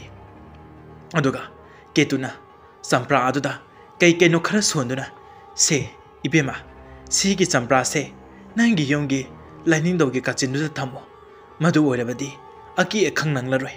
asi haduna pirami ichansu ketuna haiba singado thajarduna ine yamna nungaijare ai soidana thamjarage asi haduna sel khara puthoraktuna ketuda dakhina torumduna ine ai amuk chatlukige asi haduna chatkhirami ketu ichana chatkhibaga horin nungdangdi amuk hena nungaini ꯅꯪꯒꯤ ꯌꯨꯝꯗꯣ ꯑꯩꯅ ꯄꯤꯔꯤꯕ ꯆꯝꯄ꯭ꯔꯥꯗꯣ ꯐꯠꯇꯕ ꯂꯥꯏ ꯊꯥꯖꯤꯜꯂꯤꯕꯅꯤ ꯍꯥꯏꯕꯁꯤ ꯅꯪꯗꯤ ꯈꯪꯖꯄꯣꯟꯇꯦ ꯑꯁꯨꯝꯅ ꯁꯦꯜ ꯇꯥꯟꯕꯅ ꯍꯦꯟꯅ ꯅꯨꯡꯉꯥꯏꯈ꯭ꯔꯦ ꯍꯥꯏꯗꯨꯅ ꯅꯣꯛꯆꯔꯝꯃꯤ ꯁꯣꯝꯗꯅ ꯕꯤꯅꯥ ꯃꯁꯥꯗꯣ ꯁꯣꯟꯗꯨꯅ ꯅꯨꯡꯉꯥꯏꯇꯅ ꯂꯩꯔꯝꯃꯤ ꯈꯝꯕꯅ ꯏꯕꯦꯝꯃ ꯅꯪꯕꯨ ꯆꯥꯛ ꯑꯁꯥꯕꯁꯦ ꯈꯔ ꯆꯥꯅꯕ ꯇꯧꯁꯤꯅꯦ ꯅꯁꯥꯗꯣ ꯌꯥꯝꯅ ꯁꯣꯟꯅꯁꯨ ꯎꯔꯦ ꯕꯤꯅꯥ ꯄꯥꯕꯥ ꯑꯩ ꯀꯔꯤꯁꯨ ꯆꯥꯅꯤꯡꯗꯦꯗ ꯑꯁꯤ ꯍꯥꯏꯗꯨꯅ ꯃꯁꯥꯗꯣ ꯅꯍꯦꯗꯨꯅ ꯂꯩꯔꯝꯃꯤ ꯇꯥꯟꯖꯥ ꯑꯗꯨꯗ ꯂꯦꯝꯕꯤꯁꯨ ꯕꯤꯅꯥ ꯈꯣꯏꯒꯤ ꯌꯨꯝꯗ ꯂꯥꯛꯂꯝꯃꯤ ꯂꯦꯝꯕꯤ ꯕꯤꯅꯥꯒꯤ ꯃꯅꯥꯛꯇ ꯆꯪꯂꯛꯇꯨꯅ ꯕꯤꯅꯥ ꯅꯪꯕꯨ ꯅꯁꯥꯗꯣ ꯌꯥꯝꯅ ꯁꯣꯟꯅ ꯎꯔꯦ ꯆꯥꯛ ꯏꯁꯤꯡꯒ ꯈꯔ ꯆꯥꯁꯤꯜꯂꯨꯅꯦ ꯕꯤꯅꯥ ꯏꯅꯦ ꯑꯩ ꯀꯔꯤꯁꯨ ꯆꯥꯅꯤꯡꯗꯦꯗ ꯃꯁꯥꯗꯣ ꯋꯥꯃꯟꯕꯅ ꯅꯍꯦꯔꯝꯃꯤ ꯈꯝꯕꯅ ꯏꯕꯦꯝꯃ ꯑꯩꯒꯤ ꯏꯆꯥꯒꯤ ꯃꯇꯧꯁꯦ ꯌꯦꯡꯕ ꯉꯝꯗ꯭ꯔꯦ ꯑꯁꯤ ꯍꯥꯏꯗꯨꯅ ꯉꯔꯥꯡ ꯑꯍꯤꯡꯗ ꯕꯤꯅꯥꯅ ꯇꯧꯕ ꯃꯑꯣꯡ ꯃꯇꯧꯁꯤꯡ ꯑꯗꯣ ꯄꯨꯝꯅꯃꯛ ꯇꯝꯂꯝꯃꯤ ꯂꯦꯝꯕꯤꯅ ꯇꯥꯗꯥ ꯑꯗꯨꯗꯤ ꯑꯃꯥꯏꯕꯤꯔ ꯀꯩꯅꯣ ꯑꯃꯨꯛꯇ ꯌꯦꯡꯊꯣꯛꯇꯨꯅ ꯌꯦꯡꯂꯁꯤ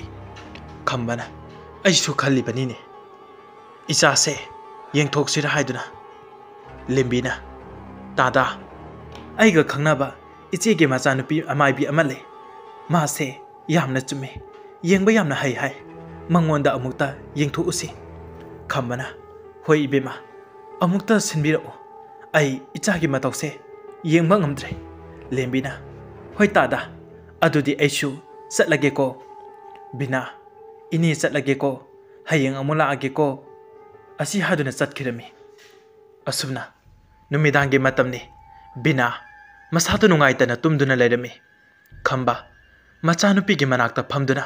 ꯃꯆꯥꯕꯨ ꯁꯪꯗꯨꯅ ꯂꯩꯔꯝꯃꯤ ꯇꯥꯟꯖꯥ ꯑꯁꯤꯗ ꯃꯃꯥꯡꯊꯣꯡꯗ ꯁꯤꯈ꯭ꯔꯕ ꯐꯩꯖꯥꯎꯒꯤ ꯈꯣꯟꯖꯦꯜꯗ ꯈꯝꯕ ꯊꯣꯡ ꯍꯥꯡꯗꯣꯛ ꯍꯥꯏꯗꯨꯅ ꯀꯣꯛ ꯀꯣꯛ ꯍꯥꯏꯗꯨꯅ ꯊꯣꯡ ꯊꯤꯜꯂꯛꯂꯝꯃꯤ ꯈꯝꯕ ꯍꯣꯏ ꯍꯥꯡꯒꯦ ꯍꯥꯏꯗꯨꯅ ꯍꯧꯒꯠꯀꯦ ꯍꯥꯏꯅ ꯍꯦꯛ ꯇꯧꯕꯒ ꯇꯥ ꯐꯩꯖꯥꯎ ꯁꯤꯈ꯭ꯔꯦ ꯍꯥꯏꯕꯗꯣ ꯈꯪꯅꯤꯡ ꯅꯤꯡꯁꯤꯡꯂꯛꯏ ꯈꯝꯕ ꯃꯁꯥꯗꯣ ꯑꯀꯤꯕ ꯈꯔ ꯐꯥꯎꯔꯗꯨꯅ ꯀꯅꯥꯅꯣ ꯊꯣꯡ ꯁꯨꯡꯍꯥꯡ ꯍꯥꯡꯂꯣꯏ ꯍꯥꯏꯅ ꯂꯥꯎꯔꯝꯃꯤ ꯑꯗꯨꯝꯅ ꯂꯥꯎꯕꯗꯒꯤ ꯊꯣꯡ ꯊꯤꯜꯂꯛꯂꯤꯕ ꯑꯗꯨꯁꯨ ꯂꯦꯞꯈꯤꯔꯝꯃꯤ ꯑꯁꯨꯝꯅ ꯉꯥꯏꯍꯥꯛ ꯂꯩꯔꯒ ꯌꯨꯝꯒꯤ ꯃꯊꯛꯇ ꯃꯤꯑꯣꯏ ꯈꯔꯅ ꯀꯥꯗꯨꯅ ꯆꯠꯄꯒꯨꯝ ꯇꯧꯔꯛꯂꯝꯃꯤ ꯕꯤꯅꯥꯅ ꯄꯥꯕꯥ ꯑꯩ ꯌꯥꯝꯅ ꯀꯤꯔꯦ ꯌꯨꯝ ꯃꯊꯛꯇ ꯆꯠꯂꯤꯁꯤꯕꯨ ꯀꯅꯥꯅꯣ ꯈꯝꯕꯅ ꯏꯕꯦꯝꯃ ꯏꯄꯥ ꯂꯩꯔꯤꯁꯤꯗꯤ ꯇꯨꯝꯃꯣꯁꯦ ꯁꯪꯒꯦꯁꯦ ꯀꯔꯤꯁꯨ ꯄꯥꯈꯠꯀꯅꯨꯁꯦ ꯑꯁꯨꯝꯅ ꯍꯥꯏꯔꯝꯃꯤ ꯇꯥꯟꯖꯥ ꯑꯗꯨꯗ ꯕꯤꯅꯥꯒꯤ ꯀꯥꯒꯤ ꯃꯄꯥꯟꯒꯤ ꯐꯛꯂꯥꯡꯂꯣꯝꯗꯒꯤ ꯅꯨꯄꯤꯒꯤ ꯈꯣꯟꯖꯦꯜ ꯑꯃꯗ ꯕꯤꯅꯥ ꯊꯣꯛꯂꯛꯑꯣ ꯃꯄꯥꯟꯗ ꯑꯩꯒ ꯁꯥꯟꯅꯁꯤ ꯂꯥꯛꯑꯣ ꯕꯤꯅꯥ ꯊꯣꯛꯂꯛꯑꯣ ꯑꯩꯒ ꯁꯥꯟꯅꯁꯤ ꯂꯥꯛꯑꯣ ꯑꯁꯤ ꯍꯥꯏꯗꯨꯅ ꯍꯥꯏꯔꯛꯂꯝꯃꯤ ꯕꯤꯅꯥ ꯋꯥꯈꯜ ꯑꯃꯗ ꯄꯥꯕꯥ ꯑꯩ ꯃꯄꯥꯟꯗ ꯀꯧꯔꯦ ꯑꯩ ꯁꯥꯟꯅꯔꯨꯒꯦ ꯄꯥꯕꯥ ꯑꯩ ꯃꯄꯥꯟꯗ ꯊꯣꯛꯀꯦꯕ ꯄꯥꯕꯥ ꯑꯩ ꯃꯄꯥꯟꯗ ꯊꯣꯛꯀꯦꯕ ꯑꯁꯤ ꯍꯥꯏꯔꯝꯃꯤ ꯈꯝꯕꯅ ꯏꯕꯦꯝꯃ ꯃꯄꯥꯟꯗ ꯅꯪ ꯊꯣꯛꯄ ꯌꯥꯗꯦ ꯇꯨꯝꯕ ꯑꯃꯨꯛꯇ ꯊꯦꯝꯃꯣꯁꯦ ꯑꯁꯤ ꯍꯥꯏꯗꯨꯅ ꯃꯆꯥꯕꯨ ꯇꯨꯝꯍꯟꯅꯕ ꯇꯧꯔꯝꯃꯤ ꯈꯝꯕꯅ ꯑꯁꯨꯝꯅ ꯂꯩꯔꯕꯗꯤ ꯌꯥꯔꯔꯣꯏ ꯈꯟꯗꯨꯅ ꯈꯣꯏꯖꯨ ꯂꯩꯈꯥꯝ ꯆꯥꯛꯁꯪꯂꯣꯝꯗꯒꯤ ꯆꯠꯇꯨꯅ ꯂꯧꯔꯨꯔꯒ ꯈꯣꯏꯖꯨ ꯂꯩꯈꯥꯝ ꯊꯥꯗꯣꯛꯂꯝꯃꯤ ꯑꯁꯨꯝꯅ ꯈꯣꯏꯖꯨ ꯂꯩꯈꯥꯝ ꯊꯥꯗꯣꯛꯄꯗꯒꯤꯗꯤ ꯃꯄꯥꯟꯗ ꯀꯧꯔꯛꯈꯤꯕꯁꯤꯡ ꯇꯝꯅꯔꯛꯄꯗꯣ ꯇꯨꯃꯤꯟꯅ ꯂꯩꯈꯤꯔꯝꯃꯤ ꯁꯣꯝꯗꯅ ꯏꯆꯟꯅ ꯇꯨꯝꯗꯨꯅ ꯂꯩꯔꯤꯉꯩ ꯃꯇꯝ ꯑꯗꯨꯗ ꯃꯥꯒꯤ ꯀꯥꯒꯤ ꯊꯣꯡꯖꯤꯜꯗꯒꯤ ꯏꯃꯥ ꯍꯧꯒꯠꯂꯣ ꯑꯩꯕꯨ ꯄꯣꯕꯤꯌꯣ ꯏꯃꯥ ꯍꯧꯒꯠꯂꯣ ꯍꯥꯏꯕꯅꯦ ꯑꯩꯕꯨ ꯑꯃꯇ ꯄꯣꯕꯤꯌꯣ ꯍꯥꯏꯕ ꯑꯁꯤ ꯍꯥꯏꯅ ꯑꯉꯥꯡ ꯑꯃꯒꯤ ꯈꯣꯟꯖꯦꯜꯗ ꯍꯥꯏꯔꯛꯂꯝꯃꯤ ꯏꯆꯟ ꯑꯉꯥꯡ ꯑꯗꯨꯅ ꯉꯥꯡꯂꯤꯕ ꯑꯗꯣ ꯃꯤꯀꯞ ꯊꯣꯛꯂꯛꯄ ꯃꯇꯝꯗ ꯃꯄꯥ ꯆꯥꯟꯅꯗꯨꯅ ꯇꯥꯔꯝꯃꯤ ꯏꯆꯟ ꯐꯃꯨꯡ ꯑꯗꯨꯗ ꯐꯝꯗꯨꯅ ꯊꯣꯡꯖꯤꯜꯂꯣꯝꯗ ꯌꯦꯡꯂꯨꯕ ꯃꯇꯝꯗ ꯑꯉꯥꯡ ꯅꯋꯥ ꯑꯄꯤꯛꯄ ꯑꯃꯅ ꯈꯤ ꯅꯣꯛꯂꯗꯨꯅ ꯆꯦꯟꯈꯤꯔꯤꯕ ꯑꯗꯣ ꯎꯔꯝꯃꯤ ꯏꯆꯟ ꯐꯃꯨꯡ ꯑꯗꯨꯗ ꯃꯇꯣꯝꯇ ꯐꯃꯨꯡ ꯃꯌꯥꯏ ꯑꯗꯨꯗ ꯃꯁꯥꯗꯣ ꯇꯥꯁꯤꯟꯗꯨꯅ ꯀꯤꯕꯅ ꯐꯝꯂꯝꯃꯤ ꯇꯥꯟꯖꯥ ꯑꯗꯨꯗ ꯆꯥꯛꯁꯪꯂꯣꯝꯗꯒꯤ ꯃꯤ ꯑꯃꯅ ꯀꯣꯜꯂꯤꯛ ꯂꯪꯈꯥꯏꯕꯒꯤ ꯃꯈꯣꯜ ꯑꯃ ꯇꯥꯔꯝꯃꯤ ꯏꯆꯟꯅ ꯀꯔꯤꯅꯣ ꯑꯩꯅ ꯇꯥꯔꯤꯕ ꯎꯔꯤꯕ ꯃꯌꯥꯝ ꯑꯁꯤꯕꯨ ꯑꯁꯤ ꯈꯟꯗꯨꯅ ꯀꯤꯕꯅ ꯃꯁꯥꯗꯣ ꯅꯤꯛꯂꯝꯃꯤ ꯑꯁꯨꯝꯅ ꯉꯥꯏꯍꯥꯛ ꯂꯩꯔꯒ ꯂꯥꯏꯅꯤꯡꯊꯧ ꯀꯥꯔꯣꯝꯗꯒꯤ ꯃꯤ ꯈꯔꯅ ꯋꯥꯔꯤ ꯁꯥꯟꯅꯗꯨꯅ ꯂꯩꯕꯒꯨꯝ ꯇꯧꯔꯛꯂꯝꯃꯤ ꯏꯆꯟ ꯃꯁꯥꯗꯣ ꯀꯤꯕꯅ ꯐꯩꯖꯨꯞ ꯑꯗꯣ ꯃꯀꯣꯛ ꯐꯥꯎꯕ ꯂꯣꯏꯅ ꯀꯨꯞꯁꯤꯜꯂꯗꯨꯅ ꯏꯅꯦ ꯀꯦꯇꯨꯅ ꯐꯒꯤꯅꯤ ꯍꯥꯏꯗꯨꯅ ꯃꯥꯅ ꯆꯝꯄ꯭ꯔꯥꯗꯣ ꯄꯤꯔꯛꯂꯒ ꯀꯔꯤꯅꯣ ꯍꯦꯟꯅ ꯑꯃꯨꯛ ꯍꯦꯟꯖꯤꯜꯂꯛꯂꯤꯕ ꯑꯁꯤꯕꯨ ꯈꯪꯒꯅꯤ ꯅꯪꯅ ꯑꯩꯕꯨ ꯁꯥꯟꯅꯕ ꯍꯥꯏꯗꯨꯅ ꯑꯍꯤꯡ ꯑꯗꯣ कीना कीना तुम्बा यादा लोइखिरमी असुमना मथंगी नमिनी इचन साउना केतु की मयुमदा लाक्लमी केतु इचन बु लाक्पा उबदा सेल फंगलनी खन्ना हराउना केतुना इचन नंग लाक्लिबरा चंगलो हायरमी इचन साउना इने नंगना तौरिबदो आई खंगलरोय निंग्लिबरो केतुना इचन कैदौरे नंगना साउरिबदुना इचना आई गियुमदा इनेना लाई थाजिंदुना अकी अखंग नंग्लिबसे इनेनाने करी नुंगाइतबा लेगे एगोंदा केतुना करीनो आइबु बदनाम पीरिबरो नंगिसे इचना बदनाम पीबा नते इनेना तौरिबदो आइसु लोइनमक खंगे आइना कैदौबा ngamge हाबिदो येंगो हाइदुना साउना चटखिरमी केतुना कैदौबा ngamनिगे नंगनबो न थवाइदो मांगे न हौरी तौनिंगबा तौजो असी हाइदुना करेमनबा मिनोक्ता नोक्लमी सोमदन लेंबी अमाइबी पूर्णिमा पुदुना बिनागी युमदा लाक्लमी पूर्णिमाना बिना खोइगी युमगी थोंगादा चंगलकपदा उरे तिमु लाइमु कया आमना युम अदुगी अकोइबदा कोइ पाइ पाइदुना लैरिबसिंग अदो पूर्णिमागा लेंबीगा चंगलक्तुना खंबदा पूर्णिमाबु मसक ताक्लमी पूर्णिमाना नुपी अदो अमुक्ता हाना येंगेबा असी हाइदुना बिनागी मखुद अदो पाइदुना येंगलमी बिनागी मखुद अदो पाइदुना येंगलुबा मतमददि खंगले बिनागी थवाइ मी कौदुना मी अमना सनादुना लैरे हाइबदो लेंबीना इबेमा अमुक्ता निंगथीजना येंगोको पूर्णिमाना इने हौजिक लाय अमा खुरुमनबा तौसी नत्रबदि बिनासे खुदोंग थीबा ताबा तारे पूर्णिमा